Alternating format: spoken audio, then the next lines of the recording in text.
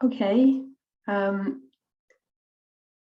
we'll be starting. I think we'll just give them a couple of minutes for people to come in, so to speak.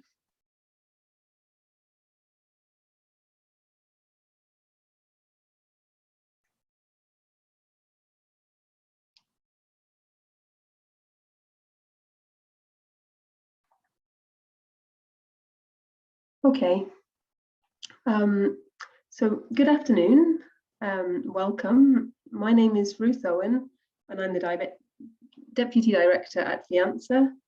I'm looking forward to chairing this timely debate on will the Fit455 package make the housing crisis better or worse? Please allow me to start with a little bit of background about Fianza. We're the European Federation of Organisations working on homelessness. We've co-organised this event with the Abbé Pierre Foundation, which is one of the most important actors on housing exclusion in France. Every year, we jointly publish the only annual overview of housing exclusion in Europe. And so both of our organisations are working on the energy transition in buildings from the perspective of those who struggle most to access and maintain housing in Europe today. 9% of low-income households in the EU live in severe housing deprivation, 40% are overburdened by housing costs, and 18% of poor households can't keep their home adequately warm. Poor housing conditions have a significant negative impact on health and well-being. So the Green Deal commits the EU to becoming climate neutral in 2050 and to leaving no one behind. A core element of the transition is the decarbonisation of the building stock. The Commission therefore launched its Renovation Wave strategy in October 2020, outlining plans to double energy renovation rates in 10 years. The legislative proposals of the Fit455 package will help to deliver the Renovation Wave and obviously the Green Deal overall. The first part of the package was published in June, and we're all very eagerly awaiting the second part. So it seems like a good juncture to have this debate and to dig into some of these questions because the Renovation Wave offers huge opportunities to tackle inadequate housing and energy poverty, but it's far from guaranteed that it will leave no one behind, and there is a significant risk of worsening access to decent, affordable housing for poor and vulnerable households. So the aim of today's debate is really to dig into both the risks and the opportunities of the Renovation Wave and ask how to design it so that it really does leave no one behind. We've got a great lineup of speakers to help us with this today. I'd like to say a very warm thank you in advance and also to the participants. Very much looking forward to the question and answer. And don't hesitate to use the chat throughout. In terms of practicalities, we have 2.5 hours. There is French and English interpretation available for the event. So you'll see the interpretation icon on the toolbar at the bottom, and you can choose the language that you want to listen to. We have 2 panels, and we'll have a question and answer session after each panel. So please use the chat or the Q&A function to raise questions. We'll gather them and put them to the speakers during the Q&A. Feel free to post in the chat, as I said. And it's helpful if you can make sure that your name and organization is visible in the participants list. So without further ado, I would like to introduce our first panel, which will focus on the regulatory framework for the Renovation Wave, especially the Energy Efficiency in Buildings Directive and the Energy Performance in Buildings Directive and the Energy Efficiency Directive. And we have 4 speakers in this panel. Our first speaker is Serena Pontoglio. She is team leader on buildings policy and Renovation Wave implementation at the European Commission's Directorate General for Energy. So she's working very much on the Energy Performance in Buildings Directive, and she is going to give us a little bit of a presentation on what to expect. Our second speaker is Louise Sunderland from the Regulatory Assistance Project. Louise is a researcher, advisor and policy analyst working on energy efficiency and sustainability in the energy and building sector. She's an expert on energy efficiency, energy poverty and carbon revenue recycling. And our third speaker is Emmanuel Kors, who's the director of the International Union of Property Owners, which is a pan-European not-for-profit umbrella organization for national property owners organizations. And our fourth speaker is Sarah Coupeau, who's responsible for European affairs at the Fondation Lopierre. As I said earlier, it's one of the most well-known organizations working on housing exclusion in France. So thank you very much to all of our panelists, and I'd like to invite Serena to kick off this panel. Thank you. Thank you, Ruth, and good afternoon, everybody, to all the participants and to the other panelists. It's really my pleasure to kick off this discussion for this very important topic, and indeed quite timely. I work in the European Commission, and thanks, Ruth, for the introduction. We are indeed the team that is working on the PPT revision and also on the Renovation Wave implementation together with other services across the DG, because of course this goes beyond also energy policies, but also other policies across the DG.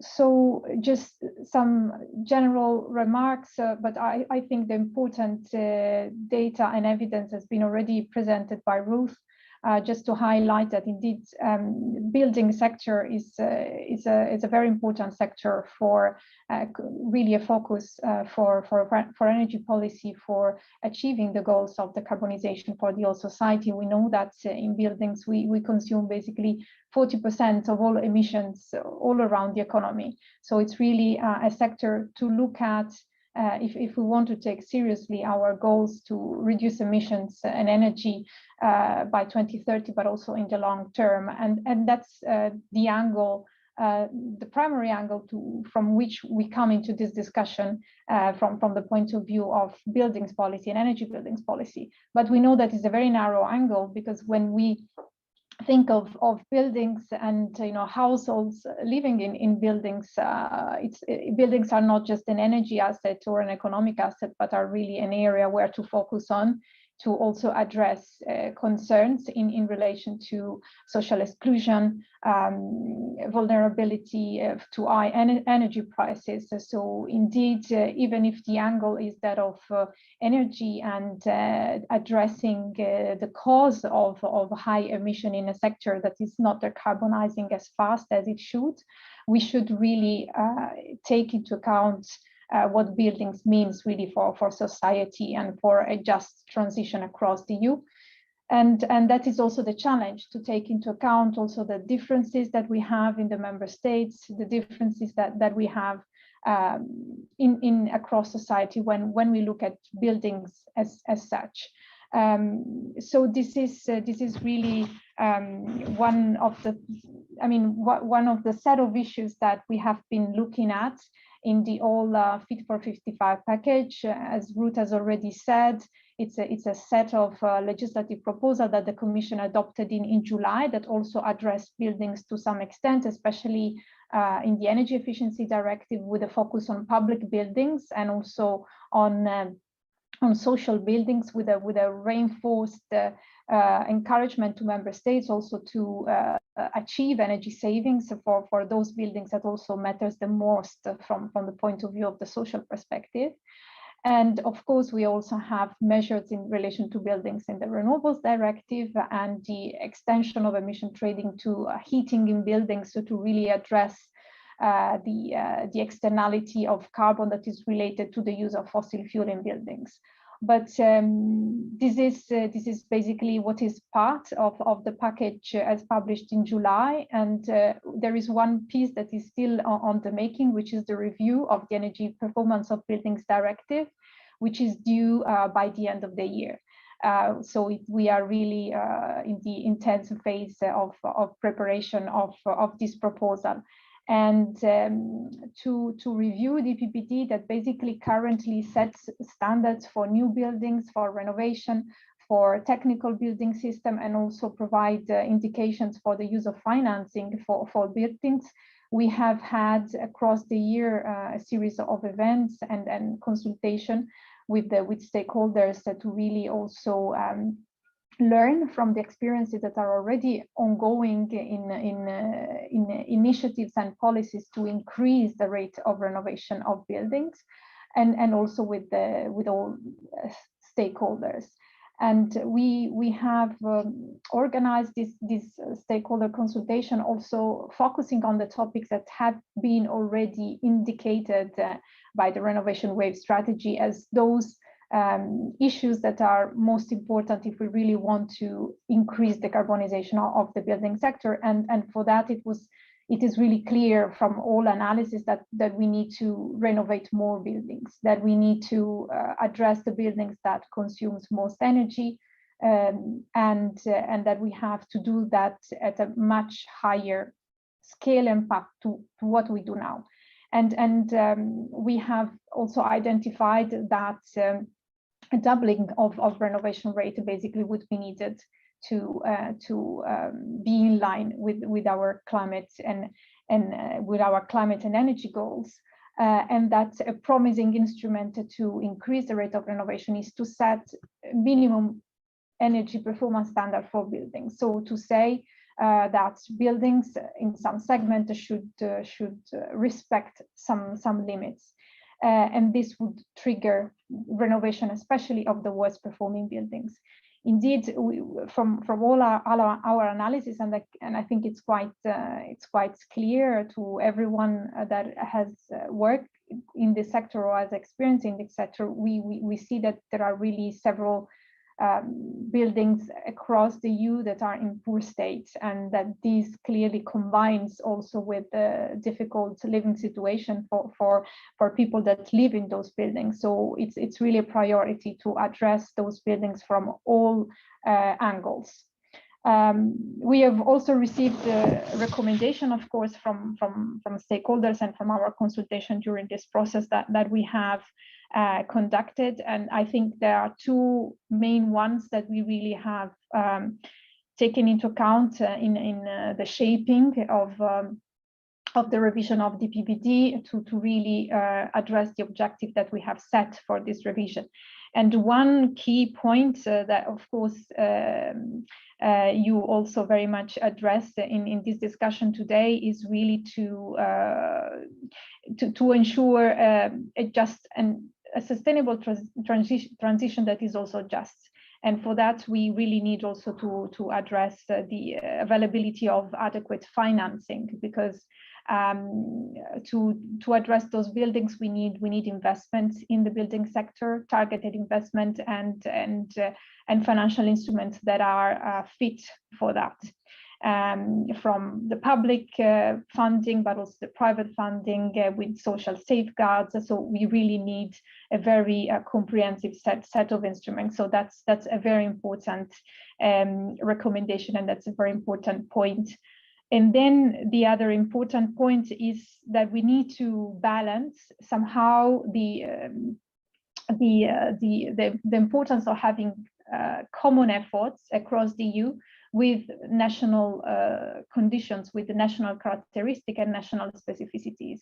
And for us, working on EU policy, of course, this is a very important dimension to take into account, that requires careful design of instruments to really achieve the goals that we have set in the building sector. So these are really the two angles that we and the two key criteria that we have been taking into account to really think how the EPBD, how common rules across the EU can really drive the change that we need, and be in line with the vision of a socially just transition. I would just mention that for what concerns funding, of course, in the Fit455 package, there is also a new element in that sense, which is the Social Climate Fund, which is aimed at being basically use funds from the extension of the ETS to buildings, which is specifically designed to deliver social safeguards for the more vulnerable consumers, but at the same time to address also the problem at its core, so to allow for investments in those buildings that are more in need, so the one for which the energy performance is really the worst, and those that are also owned or occupied by the lowest income class in each member state. So we really see the use of this fund that is proposed by the Commission very much in line with the goals of the PPD, really as an instrument that can be twinned to achieve the common goals that we have. I will stop here, Ruth, for my intervention, to leave also the floor to the other panelists. I'm happy to take questions, and of course I'm also happy to continue this dialogue in future, because I think it will be very important for us to collect your views once we will have the PPD proposal on the table adopted, so to discuss together really on the basis of what the Commission will propose. Thank you. Okay, thank you very much, Serena. I'm sure that there are lots of follow-up questions, also perhaps from our panelists, but I suggest that I give the floor to each of them, and then we come back to questions for all four of you after that. So I'd like to hand over now, please, to Louise, who I think will respond a little bit in terms of the EPBD and draw out some of the main challenges and opportunities from her perspective. Thank you. Thank you, and thanks to Serena for that overview. And I really am going to, I hope, build upon, but certainly I think reinforce some of the key points that Serena said around kind of getting this right. I really welcomed Serena's focus in what she was saying there on the introduction of minimum energy performance standards, because I think the housing crisis, part of the housing crisis we're seeing, is a crisis of standards. You know, we have a housing supply crisis, a housing affordability crisis, but we also have a housing standards crisis. And I think Ruth pointed that out in her introduction. And, you know, obviously the poor performance, the poor standards of our homes are leading to families living in unhealthy conditions and unaffordable housing. And I think this is brought into much greater focus very, very recently with the fossil gas price crisis that we're seeing, where you know energy prices are absolutely going through the roof. So it is really important to raise the standard of all housing, of all buildings, in line with the great decarbonisation challenge we have, but very importantly, the worst performing most urgently. And of course, these are by their nature, the worst performing homes have been missed so far in our renovation efforts. They have been the ones that have not been renovated under this kind of incentive-based approach that we've been taking to renovation. So I do feel that the kind of minimum energy performance standards, the more regulated approach is absolutely needed now, particularly for these homes that have been missed, occupied disproportionately by the lowest income households. So I would say I can't really underestimate the potential of MEPs. However, these standards alone, regulations, do not create successful renovations. They provide us with clarity, with a communication tool, with a backstop if needed, but they are not the central point of getting the renovation done successfully, particularly in complex buildings, maybe multifamily buildings, in complex relationships between tenants and landlords, and for the most vulnerable households in our society. So we need to be very careful, I think, about the design of the standards. And by design, I mean the design of the standard itself, in terms of which buildings we target and the timelines we use and the triggers we use, but also the much wider framework within which the standards sit. So the funding, the practical help, the careful monitoring and safeguards that I'm really pleased to have heard Serena mention there. And so these are the things that we need to make sure that the trigger of the standard or the communication tool of the standard leads to a successful renovation. So if I can just put a little bit more flesh on some of the bones of the things that I think are really important there. Starting with the design of the standard itself, I think it is clear that standards need to apply to all buildings. First of all, because all buildings need to get onto this decarbonisation pathway. We are very behind in decarbonisation in the building sector. And we see examples of minimum energy performance standards being used across the world or in all the different sectors of buildings. So we know that they're relevant, they can be used for the sectors. Importantly, within the housing sector, though, I think we do need to be careful not to create distortions in the stock of in the housing stock by application of standards to one sector or one part of the stock and not others. So, for example, if we were to set a really ambitious standard for the privately rented housing that didn't apply to other areas of the stock, this may lead to privately rented housing being sold into the owner-occupied sector and leaving us with a shortage of privately rented homes. And so I think those kinds of things are the considerations we need to really be thinking of when we're setting a standard. It needs to be ambitious, it needs to be sensitive. I think part of that sensitivity is around timelines. We are clear that MEPs should be a backstop. They are and a communication tool, so need to be announced early, giving householders, building owners enough time to access the support they need to renovate, to get the renovations done with clarity of what is expected of their building. I think we need to also be sensitive for some building types. This is going to be a bit more complex, and they may need more time. I'm particularly thinking about multifamily buildings here, where lots and lots of different unit owners might need to come together to make joint decisions, and that does take more time. So I think there's sensitivities around design that we absolutely need to be aware of. I think the wider framework, however, is actually harder. I think that we need a lot more focus than we've had to date in MEPs on looking at this wider renovation framework. And I think this is one way in which we need to start looking beyond the EPBD to actually the wider Fit455 framework and looking at the rest of the package and how that all comes together to support the achievement of these successful and ambitious renovations. 3 elements I'll cover here. I think the framework goes beyond these, but so I don't speak forever. The 3 elements, first and foremost, funding and finance, funding and finance, funding and finance. Particularly for low-income households, we need to be very aware that many of these households will need up to 100% subsidy, 100% funding. And we can't underestimate how much a big change that will be in the prioritization and the use of our public money. So far in renovation, the vast majority of public money has gone towards incentivizing renovations in those households where people can contribute to the cost.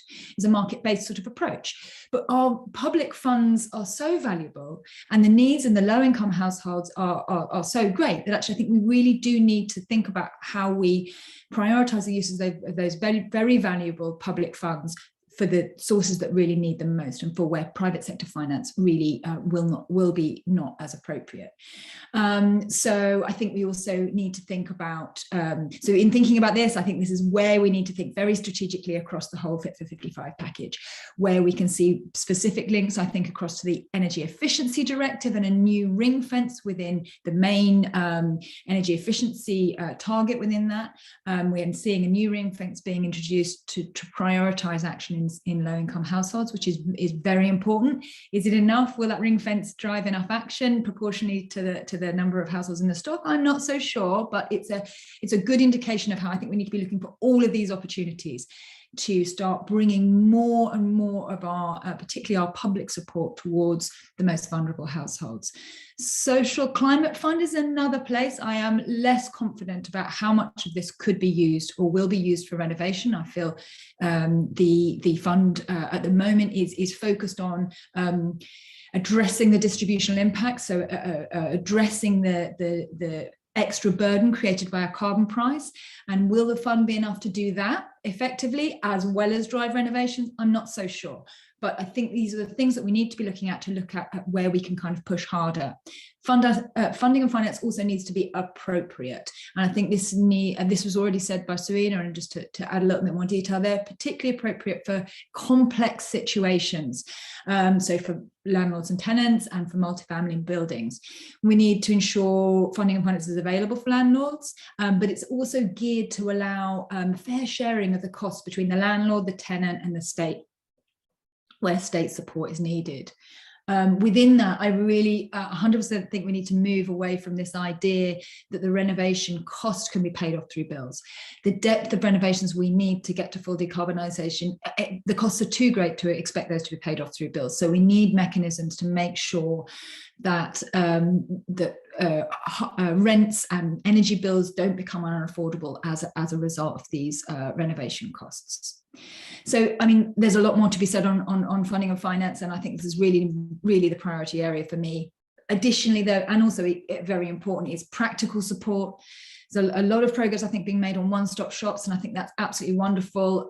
They need to be local, but they also need to be tailored. So we need to have the right support in there for the variety of different households and landlords that will need to go through renovation processes. So services that are appropriate for landlords and tenants each and together, and services that are also suitable for the most vulnerable in our society who will have different barriers that they face to renovation. And then finally, just to pick up on the point of monitoring and safeguards, I think when we think about minimum energy performance standards, we think about them as increasing the performance of the stock. So it's natural to think that we would monitor at a national level or a local level the increase in the performance of the stock or the decarbonisation of the stock, but we mustn't also forget to be monitoring and looking at the impacts on our households and communities. So to make sure that renovations actually contribute to housing security and don't challenge it. And as I've said, I think, getting all of those pieces and the further pieces that are needed of that framework outside of the design of the regulation itself is very difficult. It is something that we shouldn't shy away from, however, if we are introducing these minimum energy performance standards. It's also a challenge that I don't think we can leave entirely to member states. We need to make sure that the European framework is pulling as hard as it can to help member states get into the right place. There will be a lot of work to do in member states, but I don't think that framework can be entirely left to member states to deliver, particularly if the requirement to regulate has been set at European level. So I'll leave it there. I would just say actually that I know that this week the Right to Energy Coalition, who's a really leading voice on energy poverty in Europe, has released a briefing just this week on Monday on this subject. So I would recommend to go and have a look at that for a bit more detail than I'm able to give in this talk. Thank you, Louise. That was amazingly comprehensive for such a short time. And I think gives us a lot to come back to in the discussion afterwards. Emmanuel, could I hand over to you and hear how this looks from a landlord's perspective? Thank you for the invitation. Thank you, Serena and Louise, for this introduction. Yes, as many of you know, our association represents private owners, so we represent homeowners, small landlord, and sometimes also larger real estate companies. But the big part of the members will be homeowners and small landlords. I'm also invited to speak today on behalf of the European Housing Forum. We issued a letter, a statement a couple of weeks ago as well on the Fitfor55. The European Housing Forum is a kind of an informal body where all housing stakeholders, or many of the housing stakeholders here in Brussels, meet on a regular basis to address or to discuss housing related issues. And we felt the need to have a common statement on the Fitfor55 package. And when I was looking at, if you allow a step back, when I was looking at today's title, will the Fitfor55 package make the housing crisis better or worse? And to be honest, I don't know. And I'm not able to answer this question. And I hardly doubt that any of us here in this room today is able to answer that. And that's really what worries me, because we lack data in Europe. We know that. We lack clear data on our stocks. So that's already one crucial aspect. Without that, we cannot assess the impact of all these measures. And then, of course, the Fitfor55 package was there to address the climate challenge, and it's a good thing. And we'll have positive, I think, social and economic impact. And again, is a good thing. But at the same time, some of the measures will be good for all citizens, some like better insulated house, lower energy used, and probably better health and quality, and maybe even safety. But at the same time, we have the package is so huge that it's very hard to have a full overview of what will impact the housing sector. And I think when we tried to discuss among us and list everything that will impact housing and European households, it's very difficult. I think Serena mentioned some of this, but there will be lots of requirement and impactful measures such as higher energy costs with the ETS and the energy taxation directive. There is a MEPS, minimum energy performance requirement you mentioned, Louise, and I will come back to that in a minute. The 3% obligation to renovate public building to nearly zero energy or even zero energy building level, that will also apply to social housing, and how this will impact as well the building of new social housing is also a question that the social housing sector is trying to address. There is, of course, the new requirement for NZEP now is nearly zero energy building. So how this will impact the cost of new building. There is a requirement for renewable, the overall target, but also the requirement at building level. There is all these certification and communication tools, such as the EPC, the building renovation passport, even the SRI, the smart readiness indicator, all this coming together, all this add to the cost, and we don't know yet what would be the impact of that. So it's very difficult for me to answer this question. And all this, of course, come on top of every national and local and regulation on housing, on taxation, etc. So we don't have a full picture. And there is indeed a risk that this has an impact on more pressing issues such as the housing crisis. So we really need to pay attention to that. And if I go more into details maybe of the current or upcoming directive, because I think what's most relevant for us here today is really the energy performance of building directives. And these MEPs that Louise widely or extensively mentioned, which in my view will be the most impactful measure of the directive, and probably one of the most impactful measure on the housing sector ever coming from the EU level. And this will inevitably generate a lot of changes, I think, and some will be positive and some will be negative. And it's, in my view, again, very early to tell. And I discussed that with some of you already. Even in the UK, which already has some kind of maps in place for a couple of years, we don't have yet a full extensive overview of the impact of the measure in the past years.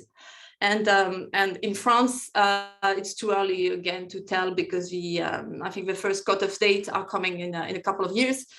But we see some impact. And last week there was a study from Sologer, which is one of the main platforms in France for online platform for selling and renting, and they found out that this year compared to last year, there was a huge increase of sale of what they call passoire énergétique, or huge increase of passoire énergétique on the market, meaning the worst performing buildings. And this is quite significant in most big cities in France. And this could be seen as positive, because meaning that there are more houses on the market, so maybe the accession to property might be easier. But at the same time, it means that you might reduce the offer of rental property on the market, and this is something that we really need to pay attention. Doesn't mean that this study is like a clear sign, but still, I think it's kind of show that some of the trend we were expecting and we were worrying about might become true. So that's very important to look at that. Then I was taking notes now also on the impact of the MEPs, and this is also something Louise mentioned, but this is even more true at EU level. The impact will be far from being universal across member states, across sector, between housing and different sectors. Housing needs to be addressed with special care. Between property archetype as well, and the national and local markets. There will be greater consequences in poorest country, where the stock is in bad conditions, and when the average income is 500 to 600 euros. We shouldn't forget that, but there are countries in Europe, and these are not poor households, they are just medium average income in their countries, and they earn less than 1,000 euro a month. So that's an important aspect. And as well, I will invite you to look at a study that was published 2 weeks ago in the UK, also on the impact of renovation obligation according to the local market. If a local market, the property sale of worth 90,000 euro, if you have to do 24,000 euro, which is the average they estimate to reach a C grade, that's mean a huge percentage of the value of your property. And it's very different if you have a property in London and you have to make the same investment. There it's only 1% of the value of your property. So all in all, these are important elements. And I think what we were very careful on when we were talking about MEPs and what we were really calling on, and this, I'm not sure what the Commission is going to go for, but we were really asking for this careful assessment of the stock and really trying to have a proper, full, in-depth analysis of where we stand and where we want to go. And we'll be careful and look at the impact assessment, to which extent this is addressed.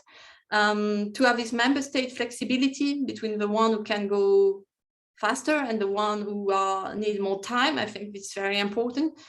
Also these gradual introductions, and this is also mentioned by Louise, we need time to finance before, we need time to prepare the market, we need time to have a professional in place. We have to avoid these bottlenecks. If you go too quickly with the cut-off dates, you will have huge bottlenecks. You will have not enough professional in place, everyone will try to renovate at the same time, the cost of material will go up, etc. So all this will have an impact on the overall cost of renovation. So that's very important. We were also hoping for a sectoral approach. I hear what you say, Louise, about the fact that you cannot address one specific sector to the other because you might have unwished consequences moving from one sector to the other. But still, we were hoping that housing could have been dealt with special care, once again, and a specific safeguard as well.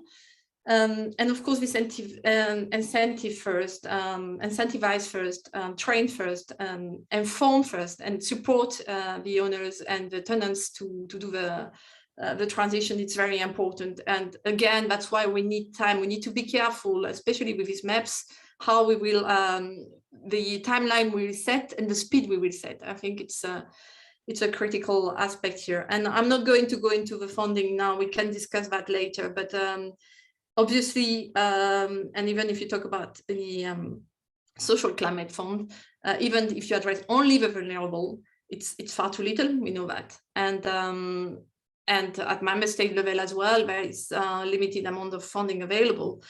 So, and on top of that, it's not only, and it's great to focus on the vulnerable, but you have lots of middle income people who are struggling, and they are just at the age of, and we see that now with the increase of energy prices, that their situation is becoming more and more difficult for them, and we need to find specific, we need to find a way to address, I think, a wide part of this housing sector, not only the most vulnerable, and but also these middle income households. So, happy to discuss further and come back to this in a minute, but it's just a kind of statement I wanted to make, just listening to what you've been saying so far. Okay, thank you very much, Emmanuel. I think a very considered and convincing case for caution and for being really sensitive to the specificities of the housing segment of the building stock. I would like to hand over now to Sarah. Please, Sarah. Merci Ruth, merci pour cette intervention Emmanuel et Louise pour votre intervention avant moi. Donc pour information, la Fondation Abbé Pierre, c'est une fondation qui œuvre en France pour le logement des personnes défavorisées. Trying to provide or to improve the situation of poorly accommodated people.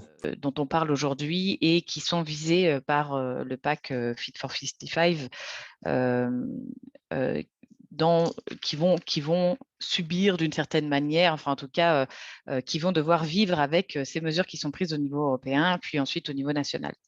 Qu'est-ce que je voulais apporter au débat? C'était ce qu'est la précarité énergétique, parce qu'on a parlé beaucoup de techniques, aussi de ce que cela implique de rénover les bâtiments, mais on a peu parlé finalement des conditions de vie des gens et de ce que cela pouvait apporter de rénover les bâtiments et comment on pouvait le faire pour viser ceux qui finalement vivent dans des conditions les plus difficiles et ceux qui ont des revenus les plus modestes.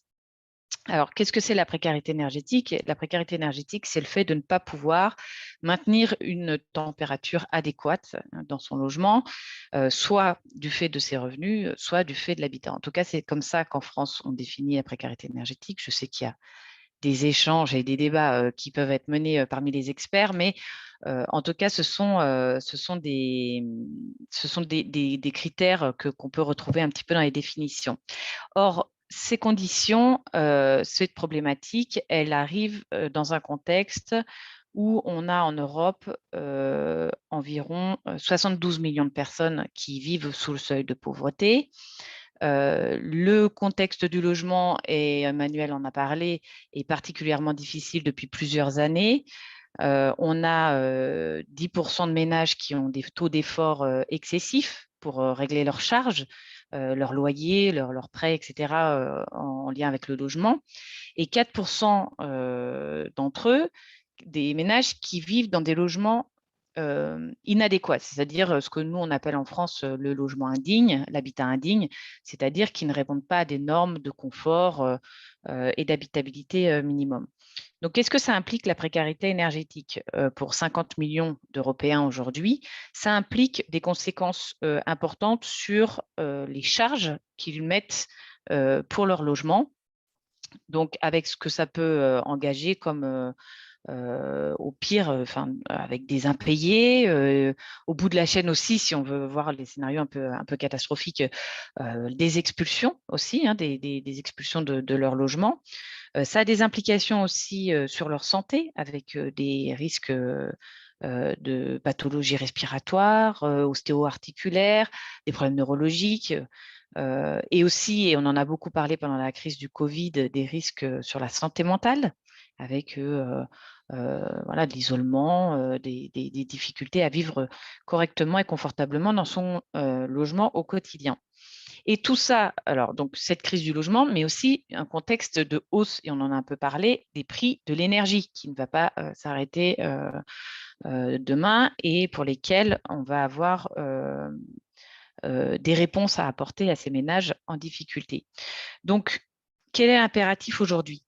Il est impératif que la législation qui concerne la performance énergétique des bâtiments et qui concerne l'efficacité énergétique ait en tête ce contexte important social. Parce que la transition énergétique ne se fera pas sans une transition sociale qui non seulement tient compte des plus vulnérables, mais aussi qui les protège des conséquences, des mesures qui peuvent être prises pour pouvoir agir contre le climat. Pour le climat, pardon. Il y a quelques jours, on a rencontré la ministre de la Transition écologique en France qui nous disait une chose importante, et je crois que je vais faire mienne cette idée, la question de l'acceptabilité des mesures. L'acceptabilité des mesures, c'est la possibilité d'entraîner par devant les politiques l'ensemble des citoyens européens au travers des États membres. L'ensemble des citoyens, ça veut dire aussi les plus vulnérables. Ça veut dire aussi le secteur du bâtiment, ça veut dire aussi tout le secteur économique autour de ces mesures. Donc, comment faire en sorte que pour à la fois que les mesures pour le climat restent intéressantes pour les personnes, en tout cas entendables pour les personnes, mais aussi pour que l'Europe envoie auprès de ces ménages un message qui dit qu'elle est capable de les entendre et d'entendre leurs préoccupations quotidiennes. Parce que leurs préoccupations quotidiennes, c'est pouvoir vivre décemment de leur travail, vivre dans des logements corrects, faire en sorte que leur enfant ait accès à l'éducation et pouvoir se déplacer sans y laisser la moitié de leur salaire. Donc, comment faire en sorte de ça à travers ces nouvelles normes qui vont arriver avec le pacte Fitfor55, pardon.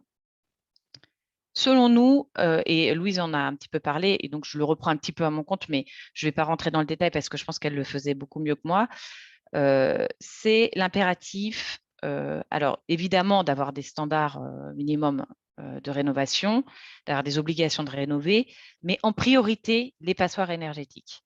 Et ça nécessite, et Louise l'a dit, de savoir de quoi on parle quand on parle des passoires énergétiques.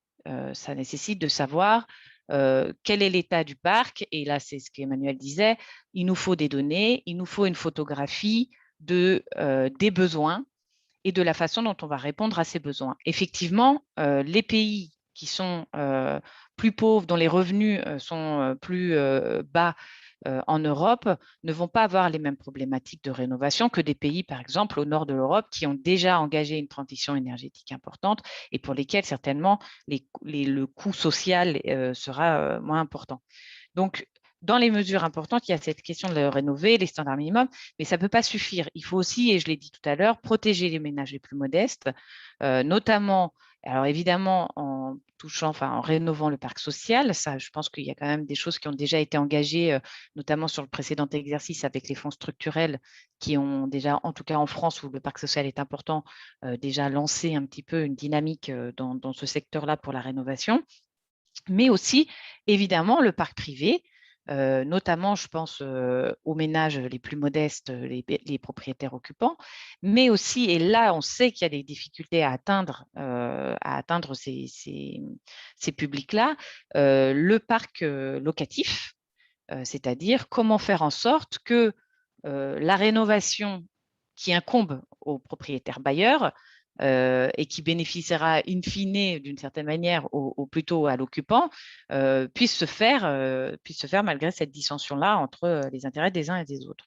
Donc évidemment, ça nécessite de financer, et on l'a dit, Louise l'a dit, Emmanuel l'a dit, de financer largement. En France, où le gouvernement affiche plutôt une politique volontariste dans ce domaine, néanmoins, les budgets sont largement en deçà de ce que plusieurs organismes ont pointé du doigt pour pouvoir atteindre les objectifs qu'on s'est fixés. On parle de 13 milliards d'euros par an pour ce qui est du Haut Comité pour le climat en France. Je crois qu'on est entre 15 et 25 milliards pour ce qui est d'une enquête parlementaire. Donc, vous voyez qu'on est bien en deçà de ce qui se fait pour l'instant. Ça nécessite de viser des classes énergétiques hautes, parce que forcément, hein, quand on part de très bas, si on est juste sur une amélioration au pourcentage, on n'atteint pas des performances qui soient satisfaisantes et sur le plan climatique et sur le plan social. Et puis, ça nécessite évidemment, pour les plus modestes, un reste à charge proche de zéro.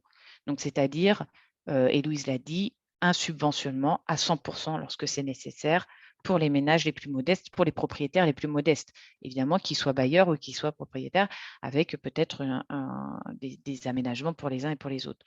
Pour cela, il faut que les fonds qui pourtant existent déjà assez largement dans les États, en tout cas en France, on peut dire que même si c'est insuffisant, il y a quand même plusieurs fonds qui sont disponibles. L'Union européenne aussi a mis un ensemble de packages financiers pour essayer de financer sa vague de rénovation. Mais les financements ne redescendront pas sur les territoires sans un accompagnement adéquat des propriétaires et des personnes en charge de la rénovation. Ça nécessite des guichets uniques installés très localement, c'est-à-dire vraiment à proximité des personnes, qui soient obligatoires dès lors qu'on est sur des rénovations importantes et qui vraiment accompagnent les ménages depuis même la durée de vie, si j'ose dire, du bâtiment, donc en passant par l'audit, le montage financier, l'assistance aux travaux, l'assistance à la maîtrise d'ouvrage pour les travaux, le choix des entreprises, le suivi des travaux, le contrôle des travaux, mais aussi la mesure de la performance énergétique tout au long de la vie du bâtiment, avant et après les travaux. Voilà, je crois que la question de la communication aussi est importante, on en a parlé. Et j'ajoute à ça qu'au-delà de cette question de la rénovation, s'oppose évidemment la question de l'impact sur les marchés. Emmanuel en a parlé. Et on a beaucoup œuvré à la Fondation Abbé Pierre pour que les marchés, notamment les marchés locatifs, soient protégés d'une évolution qui ne leur serait pas favorable. C'est-à-dire la possibilité de geler les loyers lorsqu'il y a des rénovations. On voit par exemple qu'en Allemagne, les propriétaires qui effectuent des rénovations ont la possibilité d'augmenter les loyers de 8%, ce qui est énorme et ce qui participe d'un sentiment d'injustice vis-à-vis de ces rénovations. Ça participe aussi de phénomènes de gentrification des territoires et dans les zones tendues, très tendues, que sont les métropoles européennes qui subissent déjà une pression énorme pour permettre aux résidents de se loger là où ils travaillent, là où ils vivent, là où leurs enfants vont à l'école, évidemment que ça ne sera pas acceptable à terme. Donc, je crois qu'il y a aussi toute cette question de l'encadrement des loyers, de l'impossibilité de mettre fin au contrat locatif dans les années qui suivent les rénovations pour éviter des phénomènes importants de gentrification des villes. Voilà, je crois que j'ai à peu près fait le tour. J'espère que j'oublierai rien, mais je compléterai au cours du débat. J'espère que je n'ai pas été trop longue. Merci. Okay. Thank you very much, Sarah. So I think that there was a huge amount that came out from those 4 interventions. Some debate and some contrasting perspectives. Some kind of technical issues relating to the most important directives and especially this question of mandatory energy performance standards for which parts of the stock with what deadlines and what performance levels, but also sort of more horizontal questions around monitoring, social safeguards, how the whole Fit for55 package fits together, and probably most importantly, how all of this gets paid for and by whom. So I think I have a few questions that I'd like to come back to speakers with. There are a couple of questions already in the chat, and I would like to encourage the participants to raise any questions that you have, and also don't hesitate to direct a question to a particular speaker. Perhaps just to go into a second round with the panelists, it might be interesting to zoom in on this question that Sarah raised about okay, we should target the worst performing buildings and people in vulnerable situations, but we have to know who they are and what we're talking about. Perhaps I could invite maybe first Serena and then the other panelists as they wish to come in on that and to say, you know, what should the definition of worst performing buildings look like? Should it be done at European level? Should it be done at member state level? And who are we really talking about when we're talking about these vulnerable customers?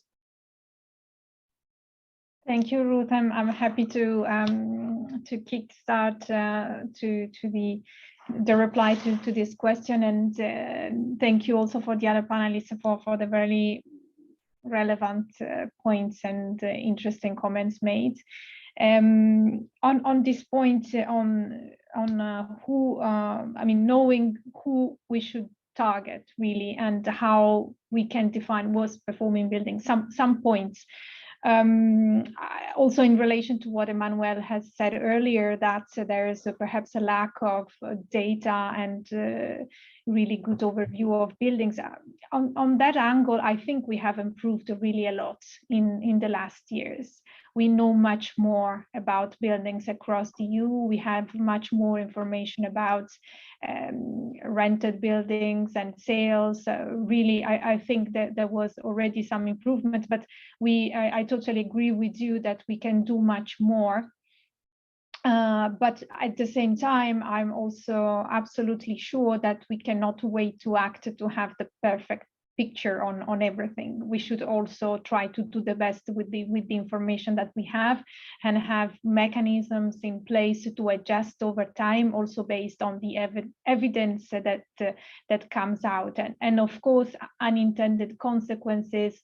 We should be cautious there, because indeed when there is not the perfect picture, we should also we cannot anticipate everything, but there is a balance to be found there.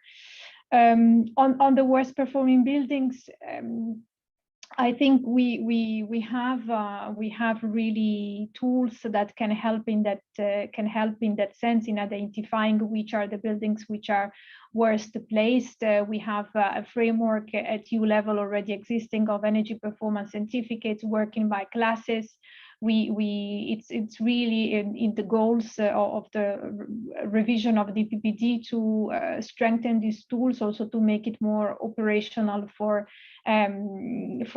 building owners, but also for occupiers of building. And we see a lot of potential of making these tools really the center of information for buildings, but at the same time also this certificate comes at a cost, so we also have to be mindful of affordability also in that sense.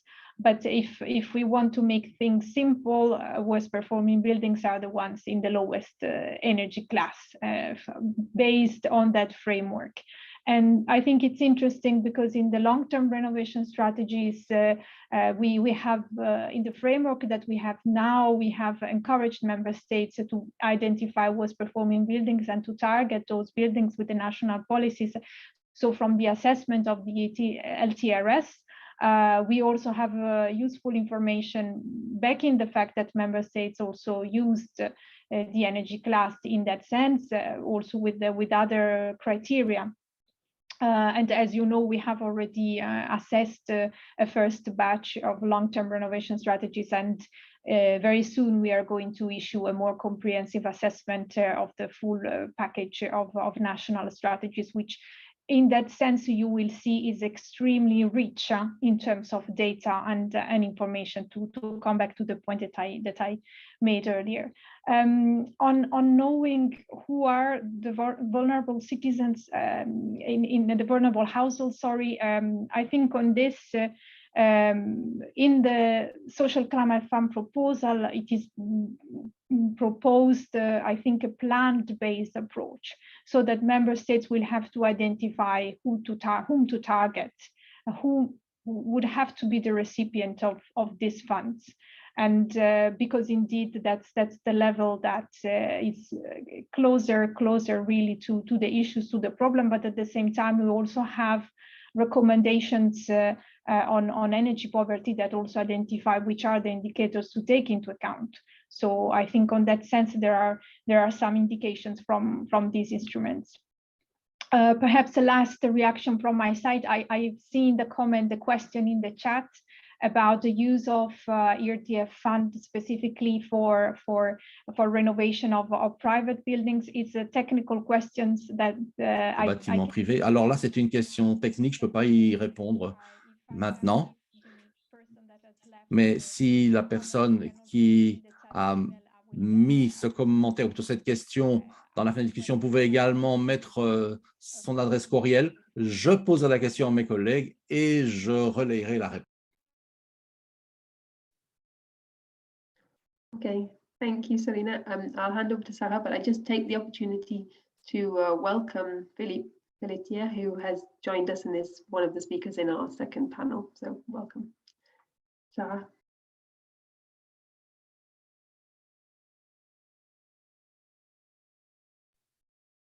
Sarah, did you raise your hand? Yeah, please go ahead. Oui, je voulais répondre à la question sur le FEDER. Je crois que le FEDER prévoit au niveau européen la possibilité de rénover le parc privé. En tout cas, rien ne s'y oppose. mais tout dépend de si les régions où se trouve l'immeuble ont inscrit dans leur programmation opérationnelle la possibilité, le projet d'utiliser le FEDER à cette fin. Et c'est un vrai problème, c'est une vraie question, parce que pour l'heure, ce n'est pas obligatoire. Et donc, on a de grandes disparités territoriales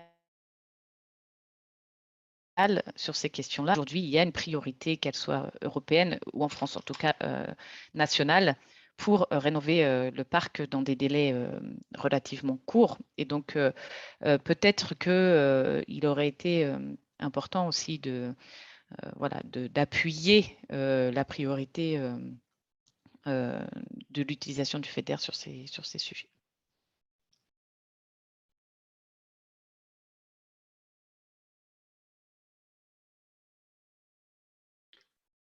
Thank you. Louise or Emmanuel, would you like to come in on this question? Not the one about the funds, the one about worst performing buildings and vulnerable consumers. Bonjour, Monsieur Pelletier. No, I think basically I would agree with Serena. I think she said everything on that, at least from an EU perspective. So I think the EPC and the actual guidelines on how to define energy poverty, I think are useful, and probably would be enough at EU level. The question is, again, for me, the question will be the pace of this renovation and the depth of the renovation. So I'm happy to come back to that later on and maybe move to the next question. Thanks. Louise? If I may, just two really small things to say. I think I agree with what has been said about routes to defining worst performing. I think we should just really remind ourselves, though, that we start with the worst performing, we don't end there. And I think this is a very key opportunity to, yes, start with the worst performing, but the communication opportunities, so the renovation opportunities, start from that point for the whole stock. I think that's a really important point. I do pick up Sarah's point as well about how do we define and how do we find those lowest income, those most vulnerable. And I think this is always the challenge in setting energy poverty definitions or setting eligibility criteria for support, is that there are some people who fall in and some people who fall out. So some people who are in need, but they are not eligible for whatever reasons around the way that we've had to practically set these eligibility criteria. So that is always a challenge, and I think probably a bigger challenge than the one of defining the worst performing stock. And I think the ideal, and Emmanuel, you brought up this point, didn't you? I think the ideal obviously is that we have funding and finance packages that are suitable for the full range of experiences, from the lowest income through middle income, people who are struggling, and then up to those who are more able to pay. But that's a big design program of funding and finance to make that happen. Thank you. So there's another question in the chat which relates to an idea from Sarah's intervention about social transition, and she wonders whether there is a list of points or recommendations that could be taken into account for public authorities and cities especially to deliver and design a social transition.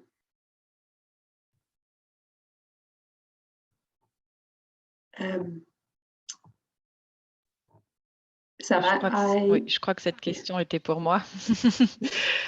J'en profite pour parler aussi de la façon dont on identifie les personnes vulnérables. Je crois que déjà le niveau de revenu et les personnes sous un risque de pauvreté ou vivant en dessous du seuil de pauvreté, c'est déjà un bon début. Et si on a réussi au moins dans un premier temps ou de façon concomitante à couvrir l'ensemble de ces personnes-là, on aura déjà fait un grand pas vers la transition sociale.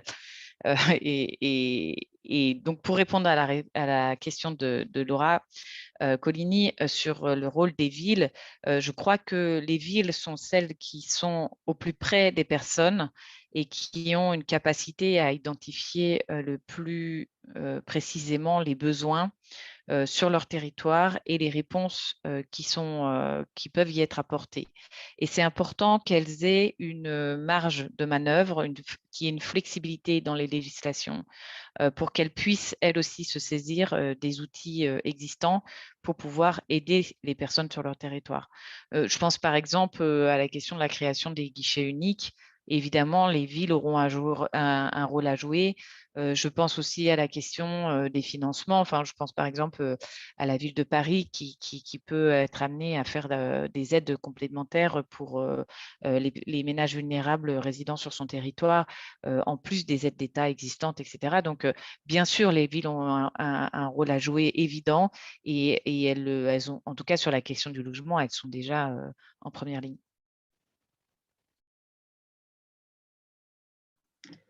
Thank you. There is another question in the chat, which is about the fact that probably many of the worst performing buildings in Europe are lying empty or vacant. And do the panelists have thoughts about how to prioritize those, or whether we should prioritize those? I mean, obviously from a housing exclusion perspective, vacant property that could be brought into use to respond to housing need is a really important topic. Emmanuel? Oui, j'ai presque envie de parler en français après écouter Sarah, ça me change un petit peu, donc je vais peut-être switcher en français maintenant. Non, je trouve que c'est une question très intéressante parce que le problème de la vacance, de la propriété, c'est une question très complexe en fait. Il y a beaucoup de raisons pour qu'une propriété soit vacante et c'est pas toujours évident à définir. Et c'est vrai qu'il y a pas mal de propriétés qui sont vacantes parce qu'elles sont soit dans les mains de personnes très âgées qui ne savent plus quoi en faire, soit dans des mains de gens qui en ont hérité, des propriétés en très mauvais état, dont ils ne savent pas quoi faire. Donc là, il y a vraiment un intérêt, et là aussi, là où j'aime, de mon point de vue personnel, en tout cas, je trouve que c'est très important de travailler avec des associations comme FEANSA et la Fondation Abbé Pierre.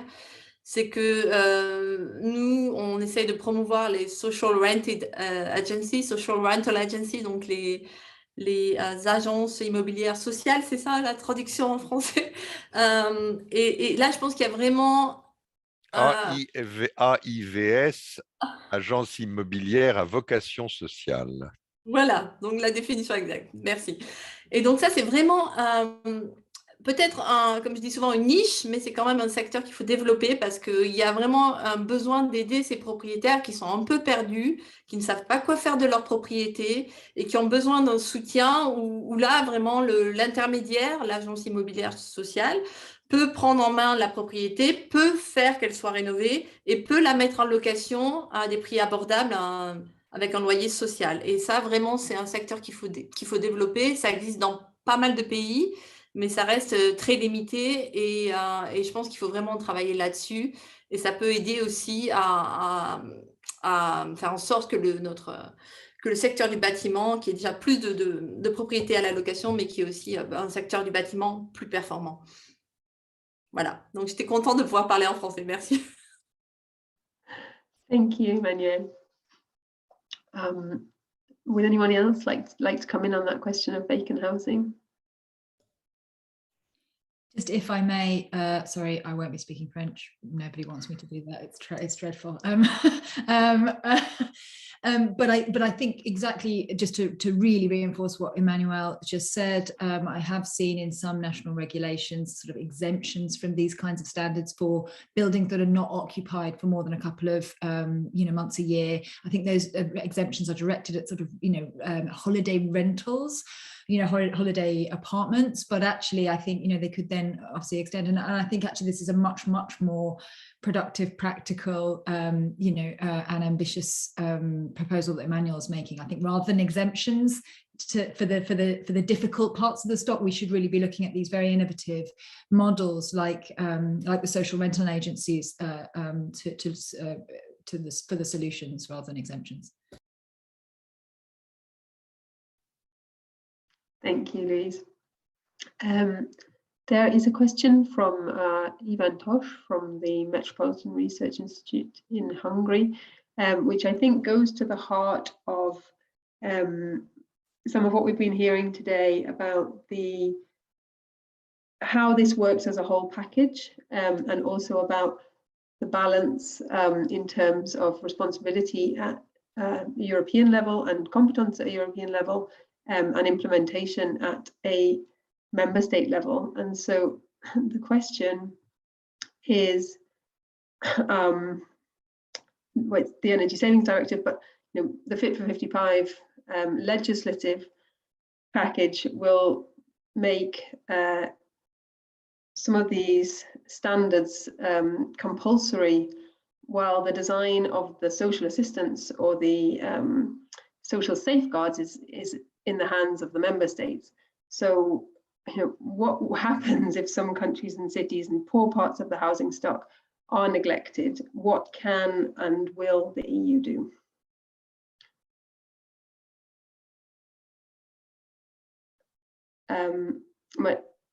Is the question clear? Yes. Maybe. Okay, Serena, perhaps you could.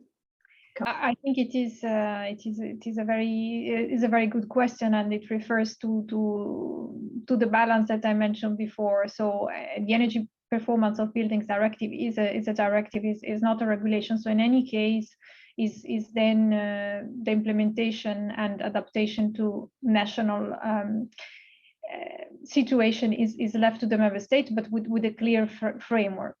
And then so this is true, and I mean, it will depend a bit on how the different instruments will be designed in DPBD. We currently have already in DPBD, and it works well to have a framework at EU level that then is applied and made it work to the different specificity of member states. It works for the minimum requirements for major renovations, for technical building system, for new buildings. So this already happens, and it works. Then the combination with the targeting of the specific problematic issues that requires more attention, also from the point of view of the social dimension. I think I'm talking just specifically about the proposal for the Social Climate Fund, but I think there are other tools like the Just Transition Fund that really have this in mind. So there is a framework, but then the specific targeting is left to the member states, where there is more knowledge on where the problems are, with the goal not to leave anyone behind. But indeed, I mean, it's really, I think, one of the core of the issues here to have the good balance and the good complementarities there. Okay, thank you. I think Louise and then Emmanuel, perhaps. Thank you. I think it's an excellent question. I think it's one that we really are grappling with. The more ambitious that we have to be, and therefore we are, the more burdensome, some of these European centrally agreed policies, directives, targets, aims, and ambitions are. So, so I think the more ambitious we are, the more that it throws a light on this question. I would just say, though, that I think Fit455 is actually addressing this question much more than we've addressed it before. I think, to use the example of the ETS one, the emissions trading scheme we have already in place, that is a scheme that adds a carbon price that people pay through their electricity bills. There is no, to date, until this latest package, there has been no firm requirement on member states to use the revenues from that fund to reimburse households for that cost, particularly not to reimburse households for the cost when they are lowest income, and therefore the burden of that cost is greatest. There has not even been a very firm requirement to use those revenues for carbon purposes. It's just been a gentle suggestion question. and this is something I think, you know, we've criticised a bit the Social Climate Fund, but I think we are at least in Fit455 with the talking about extending the ETS to a new sector, two new sectors, that we are actually recognising that those revenues need to be used for redistribution and for the purpose of the carbon price, which is to save carbon and accelerate decarbonisation. So I think there are a number of places. I've already mentioned the Energy Efficiency Directive as well, where we're introducing a ring fence within the energy savings target. I think this package is trying a lot harder than we have done. That isn't to say that I don't still think this is an absolute key question, and to try and get that right, you know, is absolutely key. I would say, as I've said before, that I think that the more that the European, the jointly agreed package can really place a focus on lower income households, where we haven't really had that focus so much before, particularly in ring fencing, financing and funding for those households, then I think that's it's the direction that package can set, that then hopefully member states can follow, and the more funding and finance that is structured that way, then, you know, naturally obviously would filter down to be spent that way. But just to say, I think it is a really good question.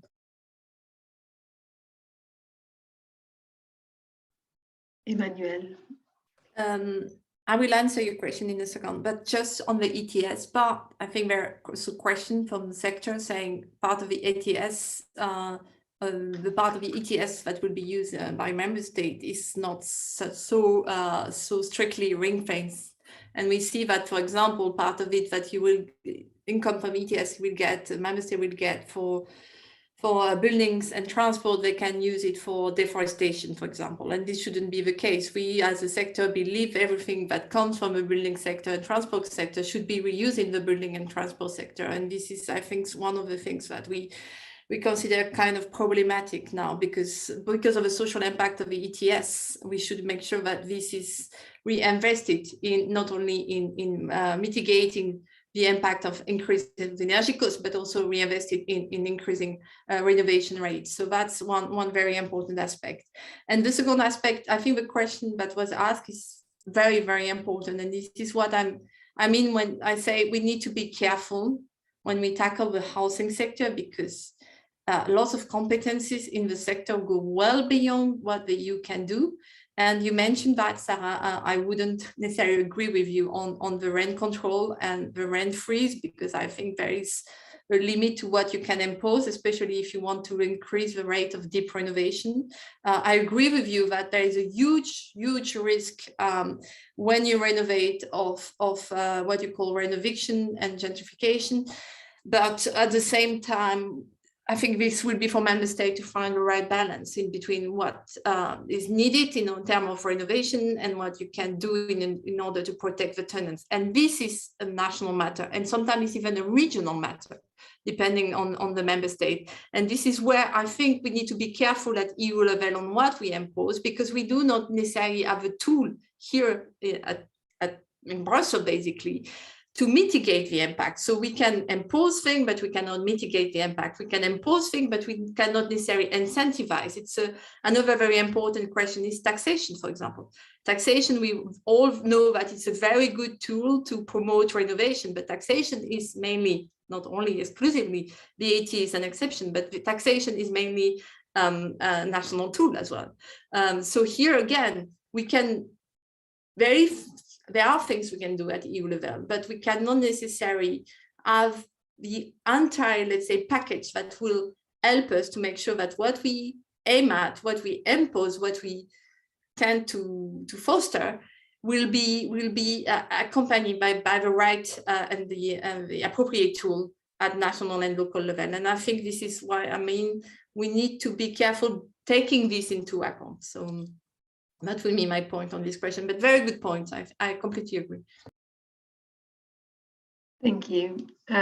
We are running out of time a little bit on our panel. I'd like to give Sarah the chance to come in on this. And also there is a question, and I might invite any speakers if they feel able to follow it up in the chat, or let me know if you think you can answer it quickly, which is how could we ensure that Fit455 doesn't disproportionately affect women? For example, because they tend to rent more often. So I'll give you a minute to think about that and give the floor to Sarah.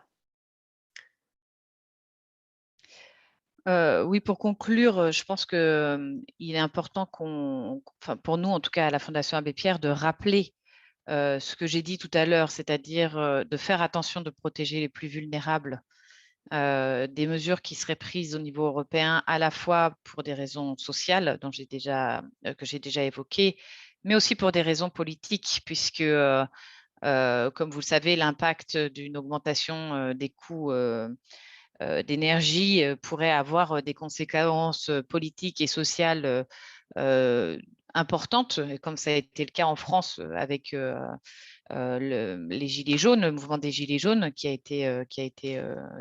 très mal accueilli une augmentation des prix du carburant.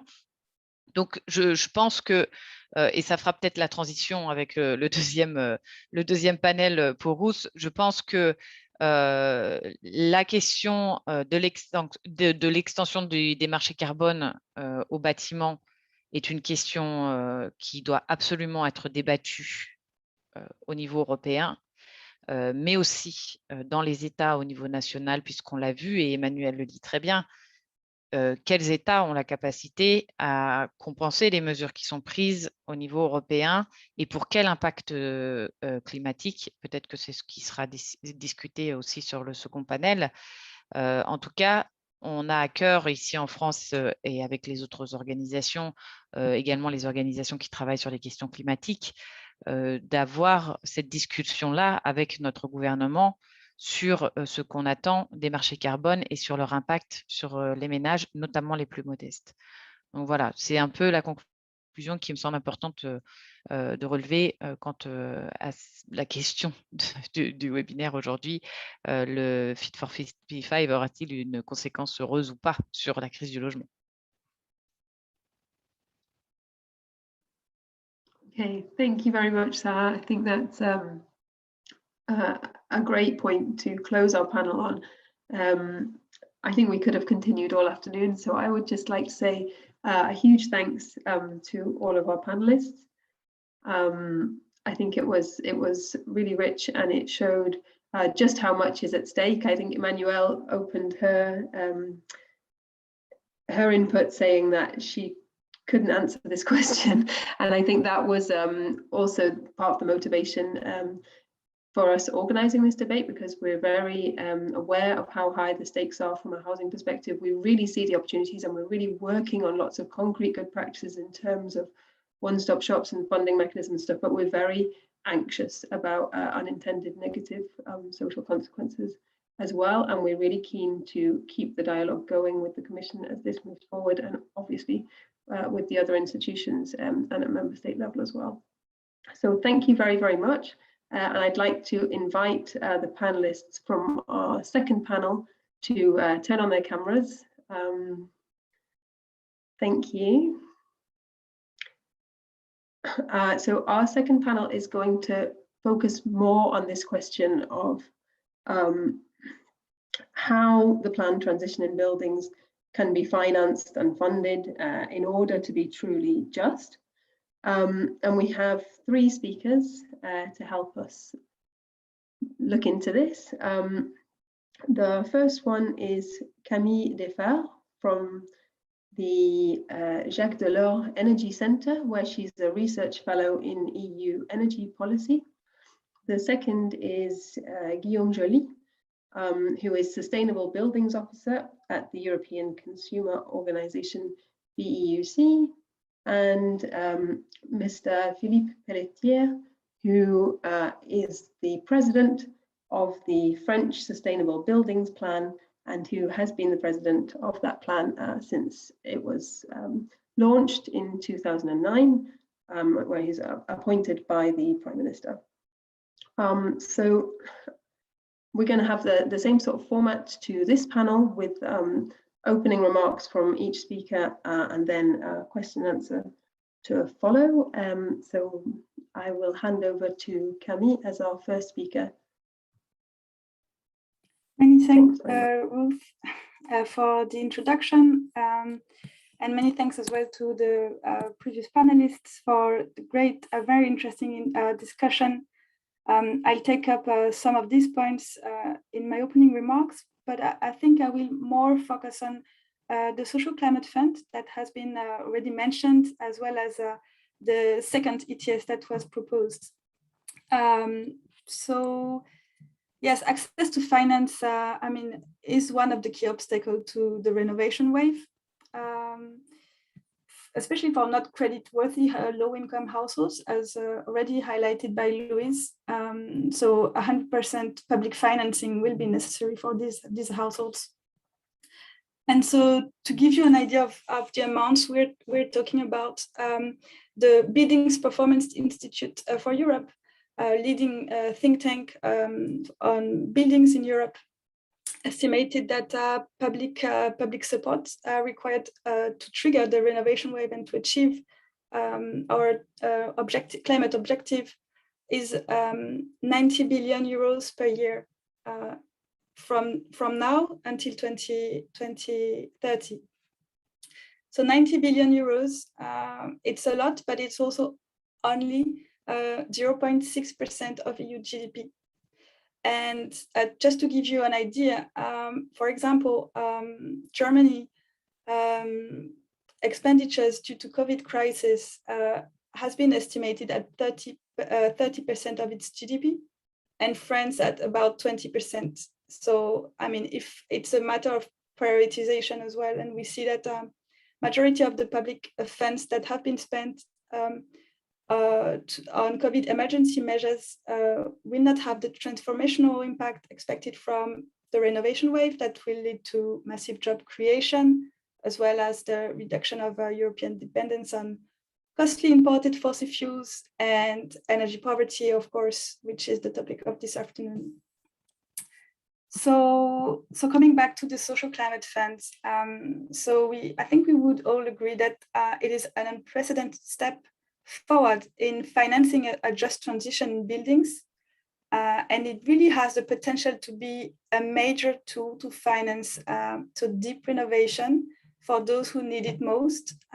What I mean by deep renovation is a renovation aiming at the highest energy performance standards, which is zero energy or even positive energy buildings. But there's a few maybe challenges associated to the social climate fund. So the key challenges in our view is that it is deeply linked to the second carbon market that has been proposed by the Commission. So it is a new carbon market that would apply on heating and road transportation from 2026. So it is linked to this ETS2 for two reasons. So first, the purpose of the Social Climate Fund is to alleviate the social impacts of ETS2. So financing not only green investment, but also social compensation, which is actually a temporary income support. And then the funding of the Social Climate Fund would would be based on ETS2 revenues. And so in our view, the topic of this discussion is how to finance and fund fair transition in the building sector. And in our view, financing deep renovation of vulnerable households through this new instrument, so ETS2, raises several challenges in terms of social justice. First, because ETS2 might turn out to be a very regressive policy. I think Emmanuel highlighted very well that we lack data on worst performing households, but most importantly on vulnerable households. And although Serena from the European Commission really well highlighted as well that, I mean, there is improvements, and of course we cannot wait to have the data to act, and I think it is a very important point. However, a carbon market could have a very tangible impacts on most vulnerable people in Europe. Why?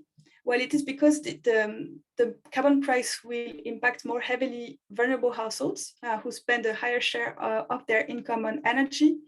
And the price on this carbon market, I will not enter into too technical details, but On the building sector, the price might rise to very high levels, and there's a weak price control mechanisms. So it is expected that the price on the new ETS on buildings would be higher than on the existing ETS.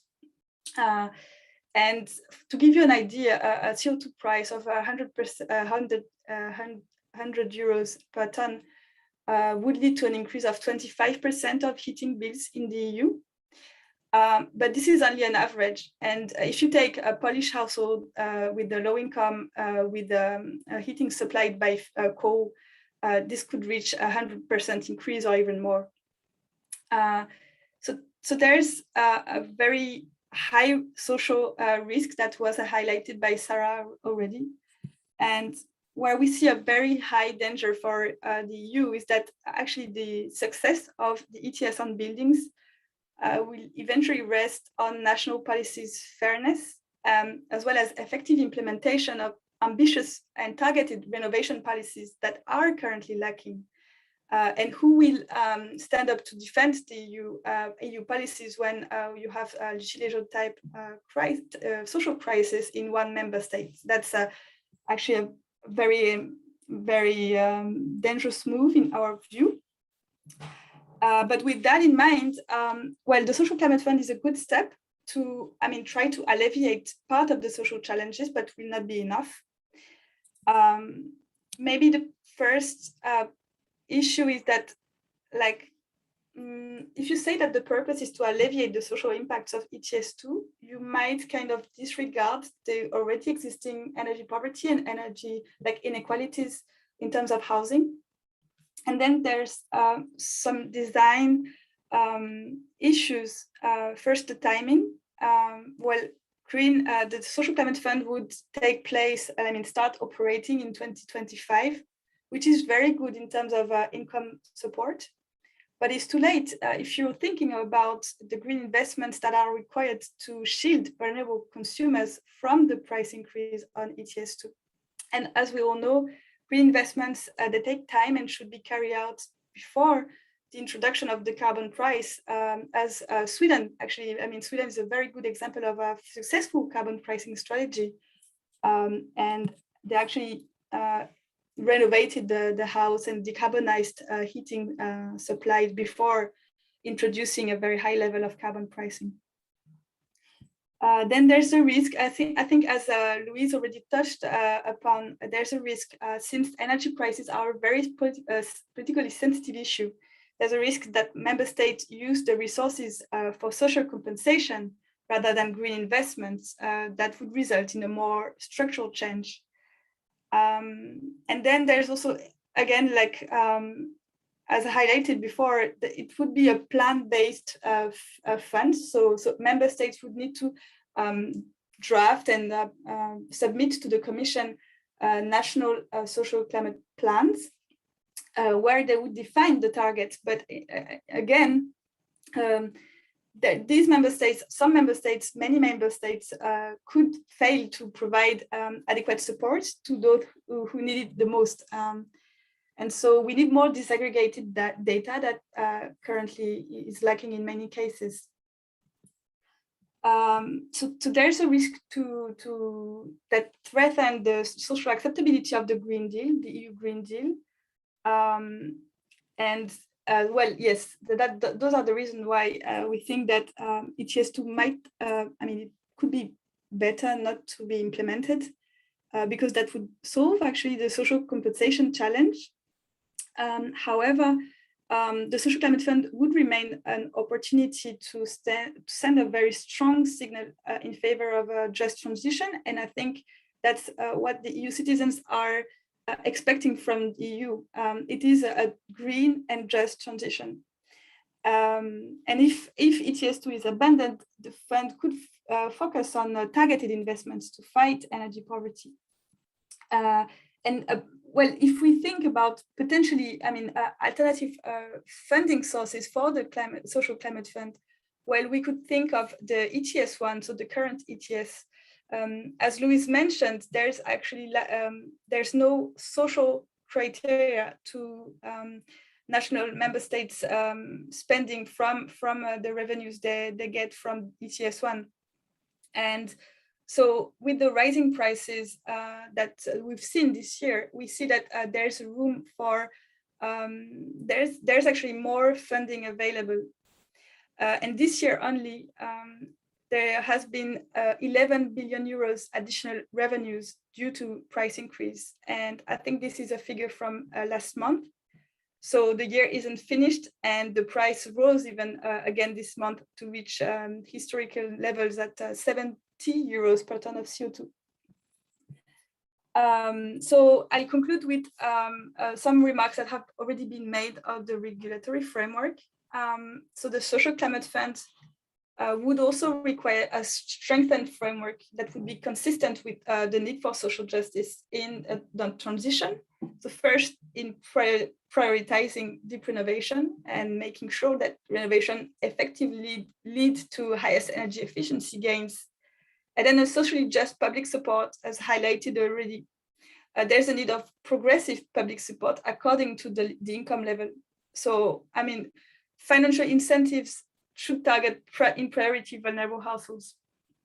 And for the remaining households, you could have a decreasing public subsidies and a greater mobilization of private finance for credit-worthy households. And I think that would be a very good opportunity for banks as well to green their balance sheets.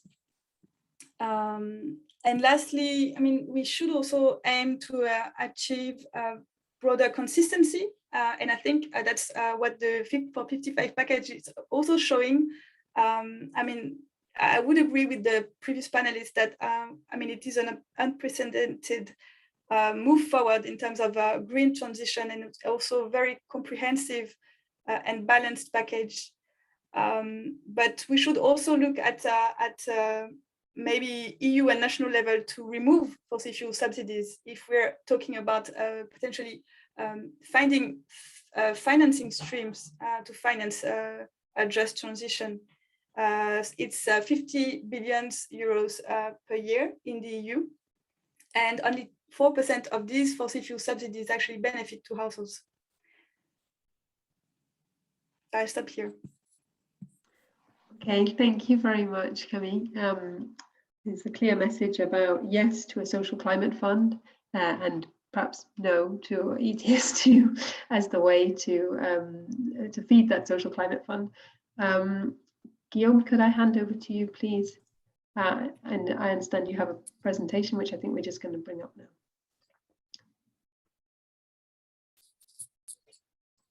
Okay, it's on. Thanks, Ruth, and hello, everyone. Thanks for the invitation to present on this question of financing from the consumer perspective. So going on to the next slide, please. The main question regarding the financing for a consumer perspective is the question of affordability, but also the access, the concrete access to financing. They are key questions of the Renovation Wave. Our stand regarding consumers is that all of us are at some point vulnerable, and at some degree vulnerable regarding the energy transition, and we need support. Most of us consumers can't afford to directly pay for our energy retrofit works via our savings. So that's where the issue of the upfront cost is key and should be addressed. It's even stronger for low income, for sure, and they need stepping stones to ensure access to financing. Because even if in the long term it's interesting to invest in retrofit, more shallow or deep retrofit, depending on your situation, climate, zones, etc., that has to be assessed. We need those financial instruments that have been mentioned on the first panel quite strongly, because the money is here. The question is how to channel it. And the question of addressing the upfront cost is key, because it can lead to solutions regarding on how to blend public and private funding. Because as mentioned before, the amount of money needed accounts in the hundreds of billions. Next slide, please. The first financial instruments I would like to introduce are the revolving funds, because they could allow for a smooth disbursement of grants.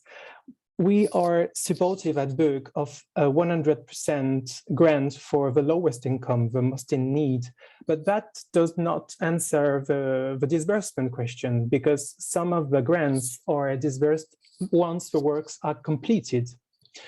So you, as a household, need to bring in all the and cover all the costs via your own capacities, which can be tricky. And even if you don't have to cover 100% of the costs at once, that means you need to pay for part of the works ahead, because the installers and builders won't work for free.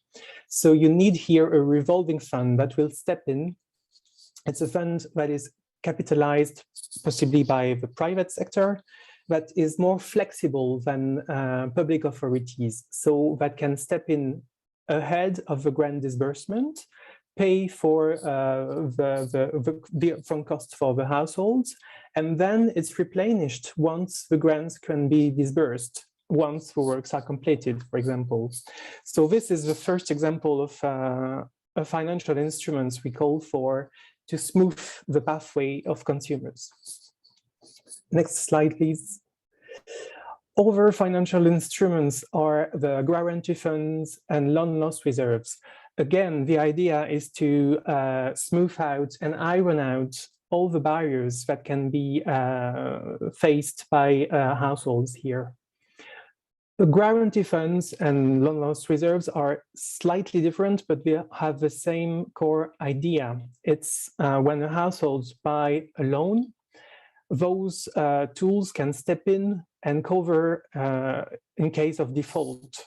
So covering the case of default when consumers can't repay for X reasons, it induces a lower risk for the money lender, which means a lower interest rates and a broader scope of households being able to access the loan, because it's cheaper basically, and as the risk is covered, basically it's zero risk. Then even low-income households, not the lowest income, but low-income households can access that kind of funding. Here we see a central role for local government and authorities on the capitalization of those guarantee funds and loan loss reserves, and also for the coverage of the operational costs, because managing those instruments requires a workforce, and that's the cost. Next slide, please. The third financial instruments are on-bill schemes, and we see them as quite an interesting tool. They are mentioned several times in the European Commission communication, including on the proposal for the Energy Efficiency Directive. So this is very interesting, we think. It has a good potential, but then we question the protection of consumers regarding the rollout of on-bill schemes. What are they? Just in a few words, on-bill schemes are microloans attached to energy meters. So they pay for energy efficiency measures implementation, and the repayments are folded into monthly bills. Here again, they are interesting because they can cover the upfront cost. The consumer don't have to pay upfront to access the implementation of energy efficiency measures. They can be complementary with grants to shorten the repayment period and general amount, meaning once you have bought an on-bill scheme, then the local authorities, for example, can see that the energy efficiency measures were implemented and then can disburse the grant, which means you will have, as a consumer, less monthly repayment and less amount to repay. Another point we think is interesting is regarding the source of the capital and how those schemes will be paid for. Green bond issuance could be a source of cheaper capital, and it's also linked to the scaling up of the solution, because energy suppliers have the possibility to scale up because they have an implementation capacity quite high. They have the flexibility, and they can aggregate the different works, meaning the different depths, which is accurate for the green bond issuance, because financially speaking, a green bond is linked to debt, and the more debt you have to handle, the cheaper it becomes, to put it very quickly and simply. Here again, we could think of the de-risking tools I've just mentioned before, the guarantee funds and the loan loss reserves, who could be combined to unbuilt schemes to further down the cost for households. And we ask for a ban on disconnection. Whenever a household buy an unbuilt schemes and benefit from energy efficiency measures, there should be a ban on disconnection. And if it's a tenant, for example, we call for a freeze on rent, because if any cost is taken on taken on board directly by the tenant, that should be translated into the rent. And this actually was done in Brussels in the 60s for another energy transition at that time, from coal to gas, to equip low-income households with gas boilers when gas was still transition energy, which is not anymore, by the way. Next slide, please. And last, financial instruments. Here, talking about equity loans and leaning on the green value of the property. So an equity loan is bought to cover once again the upfront cost of the retrofit works, and the household use the property value as a leverage. So they access the equity loans, can benefit from the energy efficiency measures and retrofit. And there is a lump sum repayment after 10 to 15 years, for example. In the meantime, they don't have any repayment to do. Again, in terms of access and cost and upfront cost, it's interesting for the households. This could be also coupled with the question of mobility loss adaptations for the elderly, who would have to decide what they want to do with the property. Do they want to sell it at the time of death, for example? So those are the few things you have to plan, because we need planning, and to be able as consumers to see forward what is coming regarding energy efficiency. Here, specific long-term guarantees are needed, so it will be more linked to the action of member states and local authorities. Next slide. And I will conclude on this, the sourcing of the funding.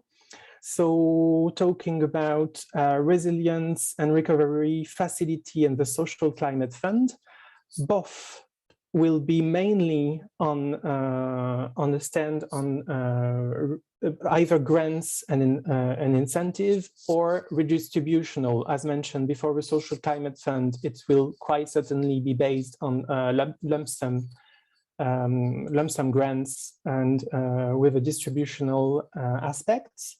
But then for this question of financial instruments, it will be interesting even if it's not the bulk of the action, that we would be covered by both of those instruments, resilience and recovery facility, knowing that up to now, only 13% was disbursed. So that leaves open the question for the 87% remaining, how could they be channeled into financial instruments, for example, the one mentioned before, and same for the Social Climate Fund. And I will finish here. Thanks. Thank you very much. I think that gave us some really practical tools for the implementation of the Renovation Wave, more at the national and local level. We're running a little bit late. I think we can probably eat into, if we need to, the Q&A time a bit, because we have well, half an hour for Q&A and conclusions. But I'd like to give the floor now to Mr. Philippe Pelletier. Merci à vous. Je vais essayer de ne pas occuper trop de temps, mais j'ai tout de même quelques éléments que je veux partager avec vous. La première observation, dans la lignée de ce que Guillaume vient d'expliquer, c'est que je voudrais rappeler que si la question du financement de la rénovation est évidemment une question importante, on ne saurait réduire l'ensemble des questions qui entourent la décision de rénovation à la seule question du logement, du financement. En d'autres termes, un ménage ou le maire d'une petite ville ont le même sujet, qui est un sujet d'organisation, par où je commence, quel type de travaux je vais faire, un sujet d'acceptabilité, est-ce que je vais accepter la rénovation de mon logement qui va se faire en ma présence le plus souvent, et un grand besoin dans le maquis administratif et des aides d'être accompagné. En somme, la question du financement est importante, mais il est très important de retenir qu'elle n'est pas la seule. Et dans un travail récent que j'avais fait autour de la rénovation du parc éducatif, en associant des élus locaux à la réflexion, nous avions observé que la question du financement arrivait de mémoire en 7e ou 8e place, après toute une série de sujets qui tient notamment à la bonne connaissance de leur parc, ce qui n'était pas le cas. Deuxième observation, vu du côté des ménages, il y a 4 sortes de financement possibles, et vous allez voir qu'on joue en France avec certains d'entre eux, mais pas encore avec tous. Le premier, le plus évident, celui qu'on a utilisé, c'est la subvention. Elle a été considérée comme nécessaire pour susciter l'adhésion des ménages, et elle s'est accompagnée, suivant les moments, d'un ciblage social ou d'une marge sociale un peu plus large, qui a consisté à accepter de subventionner l'ensemble des ménages, même si les taux diffèrent suivant le niveau de ressources des ménages. Le deuxième point, qui a été un grand échec en France, c'est celui du prêt. Nous avons un mal fou à mobiliser les banques autour du financement de la rénovation, et on comprend assez bien pourquoi. Toutes les banques, tous les grands réseaux mutualistes sont dans une logique d'industrialisation de leur activité, d'accroissement de leur productivité, de prudence dans la mobilisation de leurs fonds propres compte tenu des règles prudentielles que le système Bâle III leur impose. Et face à cela, le financement de la rénovation est un outil qui tient plus du sur-mesure que du prêt-à-porter industriel, bref, qui ne rencontre pas la disponibilité des banques. Et c'est un de mes grands échecs dans les discussions que j'ai eues avec les réseaux bancaires, de ne pas réussir à les emmener dans la danse au rythme auquel on l'aurait souhaité. Troisième poste qui est souvent négligé, c'est celui de la richesse que les ménages, même modestes, détiennent entre leurs mains et qu'ils n'exploitent pas. À quoi sert-il qu'un ménage qui est propriétaire d'un pavillon et d'une petite épargne continue à laisser le pavillon perdre de sa valeur en raison de son caractère énergivore et laisse dormir cette épargne qui ne rapporte plus rien sur son compte bancaire. N'est-il pas intelligent de leur suggérer de conserver la partie d'épargne nécessaire au traitement des accidents de la vie et de les inciter à investir l'épargne disponible dans les travaux de rénovation du logement qui maintiendront sa valeur et donc assureront au patrimoine familial, serait-il tout petit, une valeur maintenue. Et puis, on a l'autre idée qui est que la propriété d'un bien immobilier, qui est tout de même le cas dans notre pays de près de 60% des ménages, la propriété d'un bien immobilier, surtout quand on a vieilli, est libre de charges d'emprunt et on a là une valeur sur laquelle on peut asseoir la mobilisation d'argent nécessaire au financement des travaux. Alors, on appelle ça l'hypothèque rechargeable, on peut appeler ça le démembrement de propriété en indiquant à ces ménages qu'il pourrait être intéressant qu'ils cèdent la nue propriété du bien et que ce faisant, ils vivent dans des conditions meilleures, la vente en viager, etc. Il y a un certain nombre de voies de valorisation de l'actif immobilier qui ne prennent pas bien en France parce que les générations qui sont propriétaires des logements ont une très forte volonté de transmettre aux enfants une sorte d'extraordinaire contresens parce que les enfants, dans leur grande majorité, ont plutôt l'envie de voir les parents bien vieillir chez eux et bénéficier de leurs ressources. Mais enfin, ce malentendu pèse sur la capacité de financement. Alors, en France, on a commencé par jouer sur un couple subvention-fiscalité en somme, en subventionnant les ménages modestes à travers les aides que l'Agence nationale de l'habitat met en place et en inventant un crédit d'impôt permettant aux ménages les plus aisés de voir ainsi leur fiscalité être réduite par les travaux de rénovation qu'ils réalisent. Ceci a conduit à un système dont le caractère juste n'était pas évident et on est aujourd'hui vers un système unifié dans lequel le crédit d'impôt a disparu et un grand système de subvention qu'on appelle aujourd'hui MaPrimeRénov', extrêmement dématérialisé dans sa mise en œuvre, irrigue la rénovation des logements. Pour vous faire une idée, en 2021, c'est 700 000 logements qui auront bénéficié de MaPrimeRénov' à des niveaux différents.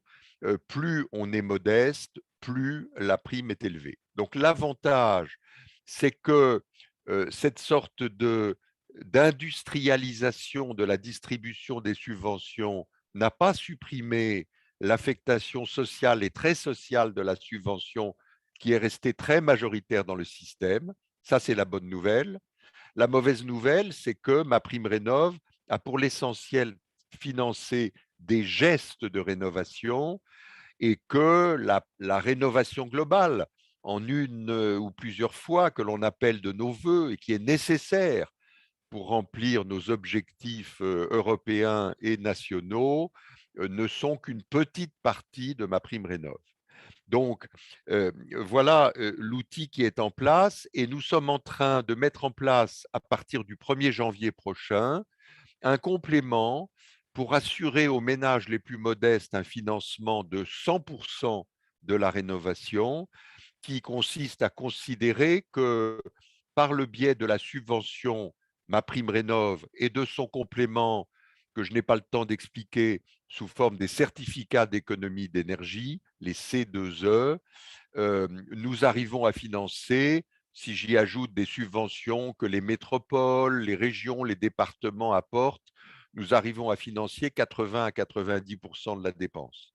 Il reste donc à charge du ménage une somme de 2 000 à 3 000 euros qui, pour les ménages les plus fragiles, est hors de proportion.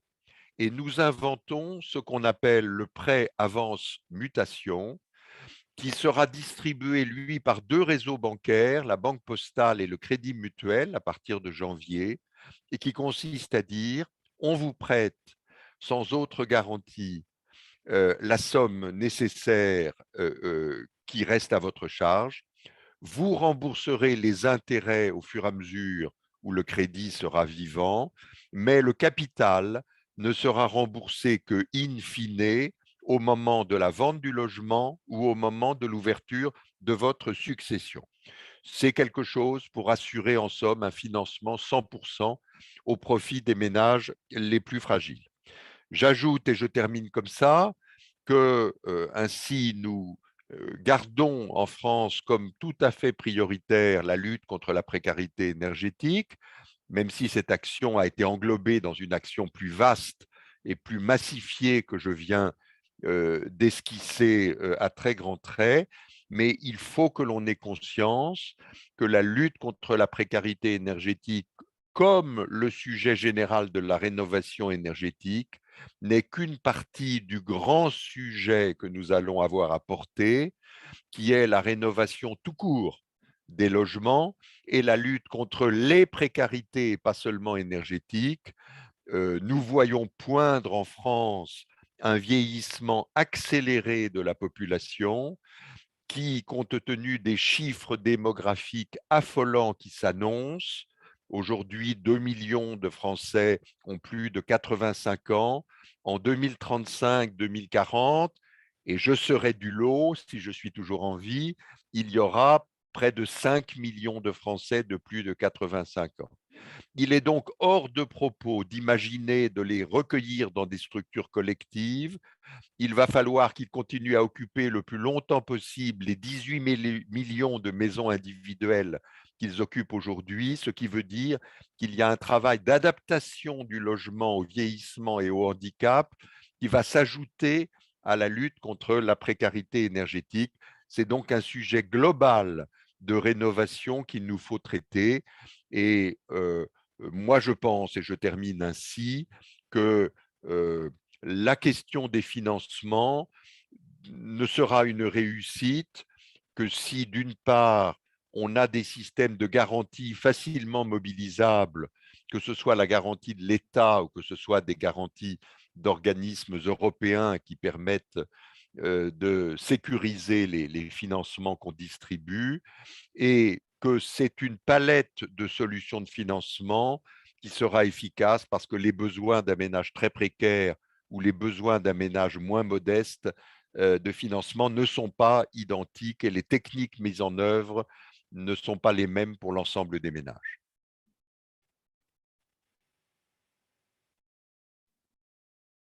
Thank you very much. That was really very interesting. I see that we already have a couple of questions in the chat. And I had a question for all of you, really, which was about financing based on energy savings. And one of the things that we come across a lot in terms of the most vulnerable households is that energy savings models don't work very well because the way that they can use the house can be different, and for lots of reasons, and also because people living in cold homes and living in thermal discomfort don't necessarily spend the money, and so they won't save the money. And I would be interested to hear from many of the speakers on that, on whether that's a problem that you're aware of and how to address it for the more vulnerable households. Guillaume? Yes, thanks. I can start opening the conversation on that. I think what you might refer to is the question of the golden rule meaning that investment in energy efficiency, their monthly repayment should cover the should be covered by the energy savings induced by the retrofit works. This might be relevant for middle-income households, but as you mentioned, some low-income just can't afford to have any consumption, or so that low that it's not relevant to plan for the calculation of the cost optimal level of investment. So I agree this is something to have in mind. Like it should not be the alpha and omega and the silver bullet to all the retrofit planning.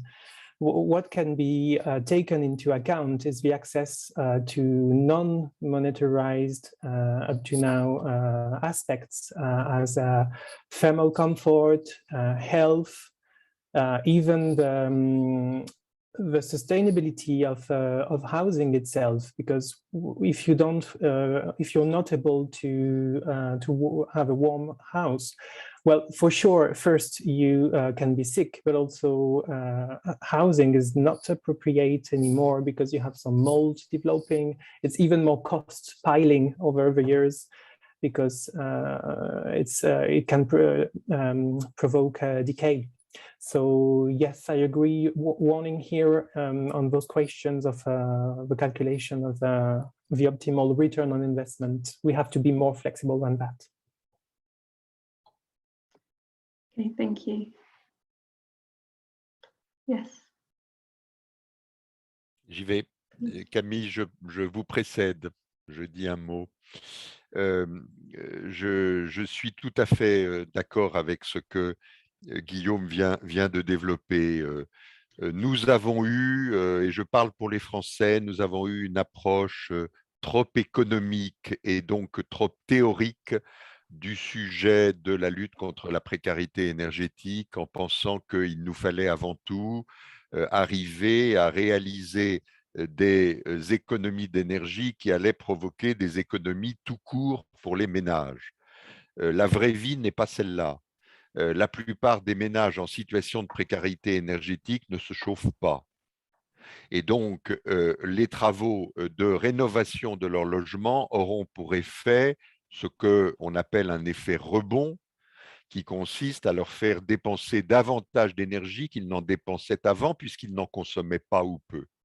Et donc, on est dans quelque chose dans lequel l'économie d'énergie, elle est une base théorique, mais qui ne permet pas d'asseoir un développement à grande échelle. C'est plutôt dans un immobilier plus sophistiqué qu'est l'immobilier d'entreprise, où on peut imaginer ce genre d'opération dans lequel on finance sur les économies d'énergie les travaux eux-mêmes. Il y a quelques modèles qui tournent et qui fonctionnent dans ce cadre-là, mais je ne crois pas que ce soit adapté aux logements très modestes. Et la deuxième observation, je suis parfaitement d'accord avec Guillaume, il faut que l'on dépasse l'approche économique de ce sujet pour avoir une approche plus sanitaire de la question, comme les Anglais ont su, avant nous les Français, le montrer. Les Anglais, depuis longtemps, raisonnent en disant qu'une livre d'investi dans des travaux de rénovation énergétique économise 40 cents dans les budgets de santé du public. Ce lien entre la santé et l'immobilier est tout à fait puissant. Et l'épreuve que nous venons tous de traverser va, me semble-t-il, encore renforcer la place que la santé va prendre dans nos vies. Et donc, Guillaume a raison de dire qu'une pathologie, qu'un logement énergivore et détenu par des personnes précaires est un logement qui est mal chauffé, puisqu'on chauffe l'air extérieur plus que le local lui-même, et que donc ce logement-là développe des pathologies qui provoquent des pathologies sur les personnes qui occupent les logements. Et il y a là une chaîne qu'il faut rompre. la question de la santé est d'autant plus puissante que nous allons devoir, comme je le suggérais en terminant, vivre plus longtemps, plus durablement dans nos logements. Et cette question, on la voit à travers le froid en hiver, on la voit à travers le chaud en été. Quel va être le grand défi que nous allons avoir tous ensemble à relever? C'est ce qu'on appelle, d'un joli mot, le confort d'été, mais qui consiste à dire qu'il faut faire en sorte que les gens, et notamment les gens âgés, qui sont très sensibles aux variations climatiques, puissent vivre dans leur logement. C'est un problème pour certains de survie, c'est-à-dire ne pas être dans une situation où la chaleur extérieure rend insupportable l'habitat. Et donc, nous avons une approche sanitaire qui est très forte, spécialement du côté des plus précaires et qui éloigne donc un peu ces calculs économiques vertueux. Thank you. Oui, I think another question okay. That comes to mind listening to the three of you is this, that it's not all about funding and finance. There are many barriers to renovation, and especially to deep renovation for the most vulnerable households.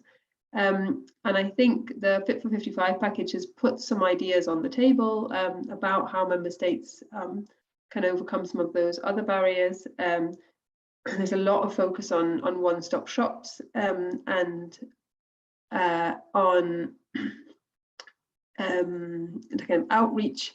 And I wonder if you would be able to share, maybe especially from the French perspective, any examples of the kind of successful one-stop shops or other interventions of that type. And I also just realized that Camille, I think, wanted to come in on the last question, and I didn't bring her in, so apologies for that. Maybe we can hear from her first and then come back to this question. Thank you. Yeah, I just wanted to highlight that indeed this multiple benefit approach is very important when we talk about financing, the financing needs for the renovation. When Philippe talks about the health impact, I mean, it's been measured by the EU Agency for Improvement of Living Conditions that not only, not only even considering energy savings, the cost of health and loss of productivity linked to inadequate housing is 200 billion euros per year. So it's almost the same as the investment required to deeply renovate the building stock. So I think indeed we need to go beyond the energy savings on this point. I think we have very good example of one-stop shops in France, and I think Philippe knows it better than I, so I leave the floor to Philippe. J'en dis un mot.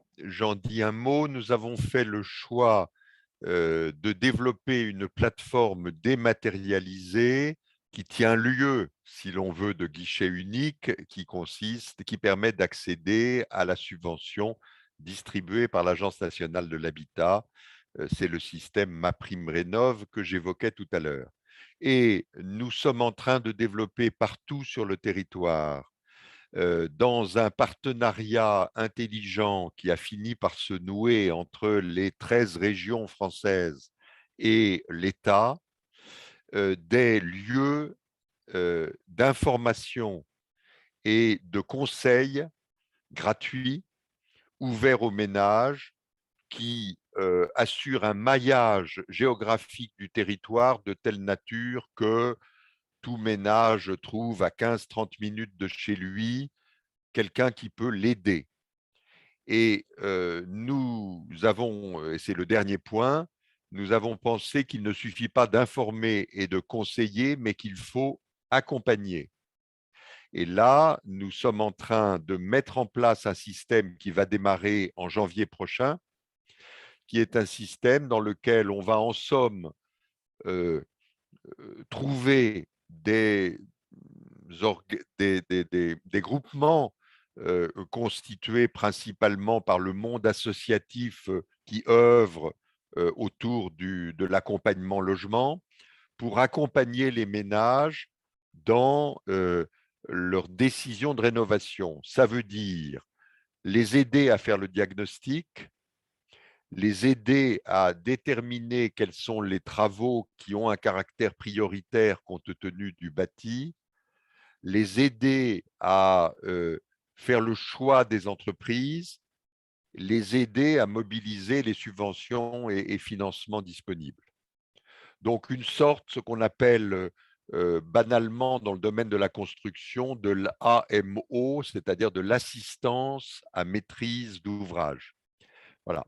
C'est ce rôle-là qui va être en partie aidé, en partie subventionné, en partie supporté par le ménage si son niveau de ressources le permet.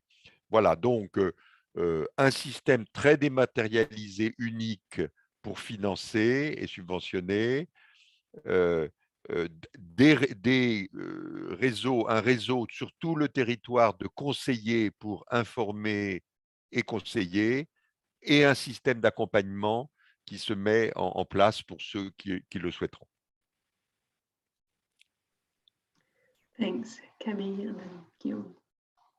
Oui, pour rebondir brièvement sur ce qui vient d'être dit, effectivement, l'assistance technique est un élément essentiel de la rénovation et c'est aussi quelque chose qui doit être financé en partie par des fonds publics. Ce n'est pas forcément très cher par rapport au niveau d'investissement qui est nécessaire dans la rénovation à proprement parler.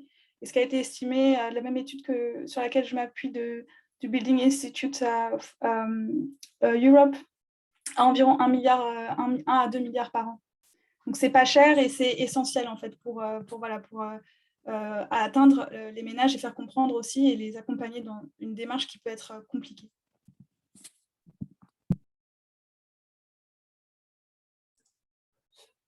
To build on what was said by Camille and Philippe, we are very supportive at the book of one-stop shops that cover administrative, technical and financial questions and that provide real support. Up to now, consumers are left alone facing the choice of installers, most of them not accredited yet, so you have a strong need for a scaling up of the training and accreditation of its installers.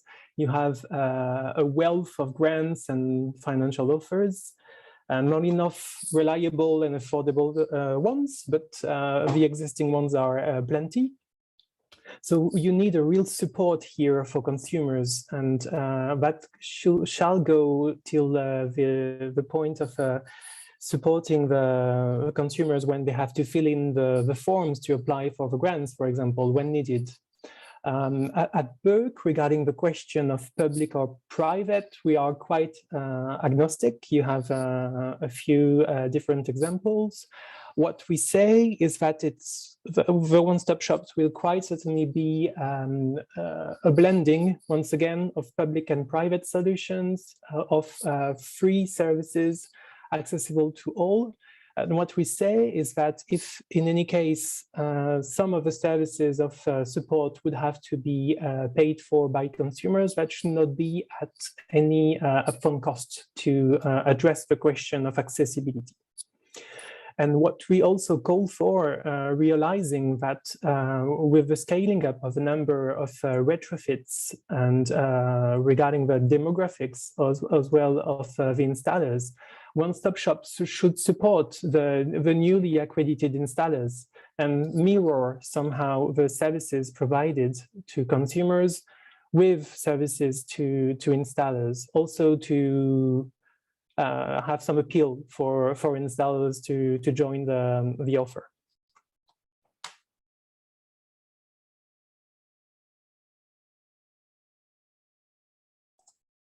And one point I forgot, maybe if I may, quickly, it's one-stop shop should be, as Louise mentioned, providing services tailor-made for consumers, and also to the case of multi-unit buildings, because their complexity here requires a higher level of complex support. Thanks. Okay, thank you. I don't see any more questions. I think we're It's the end of the afternoon. So I think I would like to bring in Freek to share some concluding remarks. Freek, are you there?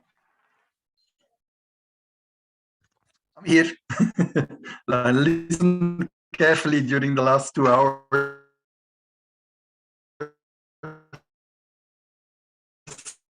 So good afternoon, everybody, and I'll keep it short because I think it was a very... Freek, we seem to have a little bit of a connection issue. Do you hear me?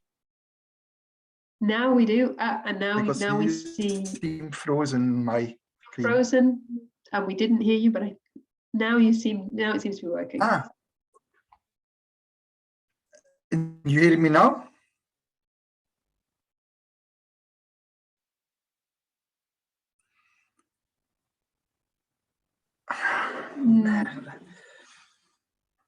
It's cutting. Let's give it one last try. You don't hear me. You don't hear me, I guess. No, now it's fine. It's fine. I'm very sorry about this. I don't know. I think it's because all the people working at home now that the internet is overloaded or something like that. But I just said while you were not hearing me that I'll keep it very short because we're losing listeners to the session. But just to thank you first of all to all the speakers. I think it was a high quality input and good discussion we had. I just have 4 or 5 quick points to share with you. I'm not an expert, but just from listening carefully to you. First of all, I just want to say I listened a couple of days ago to a conference debate where the Director General of DG Employment of the European Commission spoke, and he said that the yellow vest movement in France came as a total surprise for the Commission officials, and that it opened their eyes for how fragile society can be. And I was actually surprised that he was so surprised, because for us it was not at all a surprise. And my first point is, let's not be surprised that there is a yellow vest movement in the implementation of the Green Deal if we don't do it properly and with enough attention to the social consequences. So that's very quickly the first point. I think I heard everybody, without exception, saying that there is quite a lot of social challenges that need to be addressed and that we don't have the solutions for all of them. And I think we're confronted with the need for speed to act on the climate versus the need for data to address the social challenges. And we'll have to find the right balance there. But let's also not say or claim that there is not sufficient data constantly. There is probably more data out there than we imagine at the moment. And I think the other thing that we heard about the social challenge is that we cannot just leave the social consequences of the renovation wave and the climate deal to the national level. That is probably a mistake. Some countries will deal with that effectively, some other countries much less. So I think there is also a role for the European Union to help member states overcome the negative social consequences. Very quickly, the third point, I heard reference to the middle income groups quite a number of times.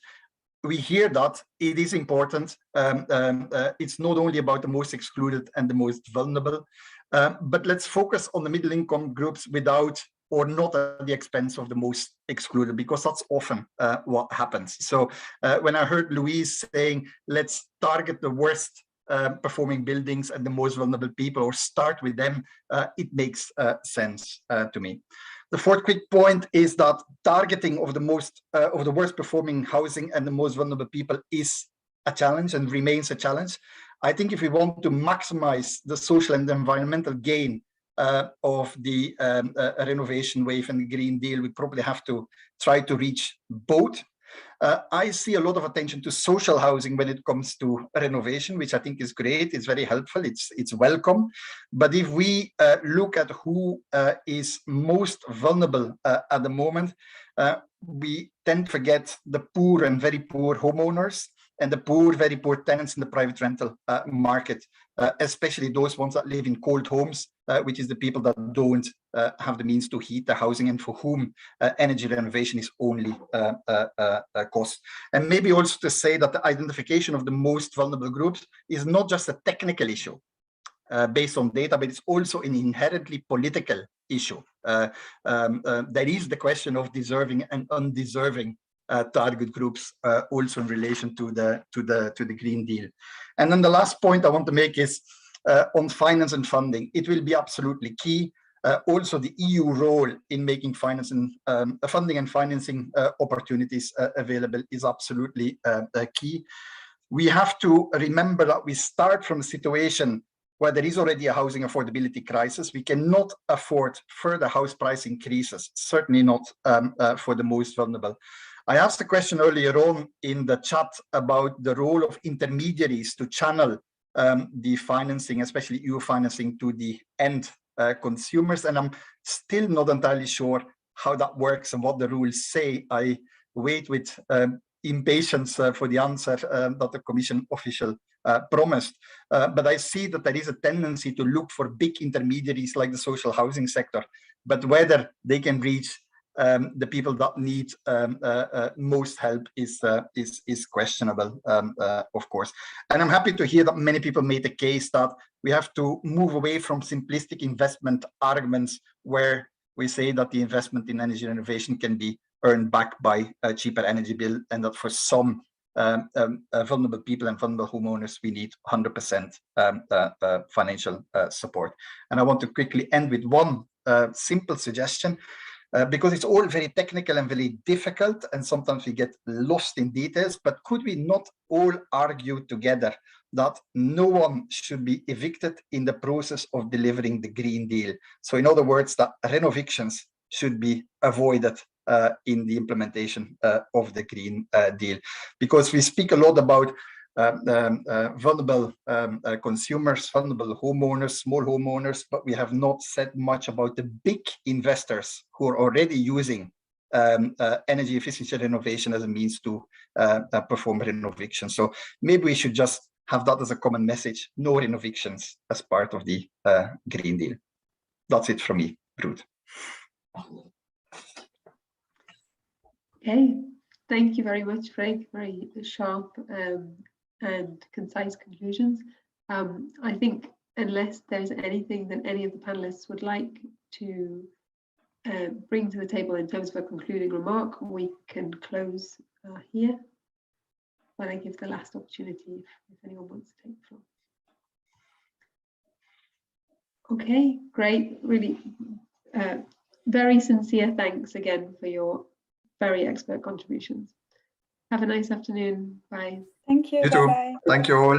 Bye-bye. Thank you. Goodbye, everyone.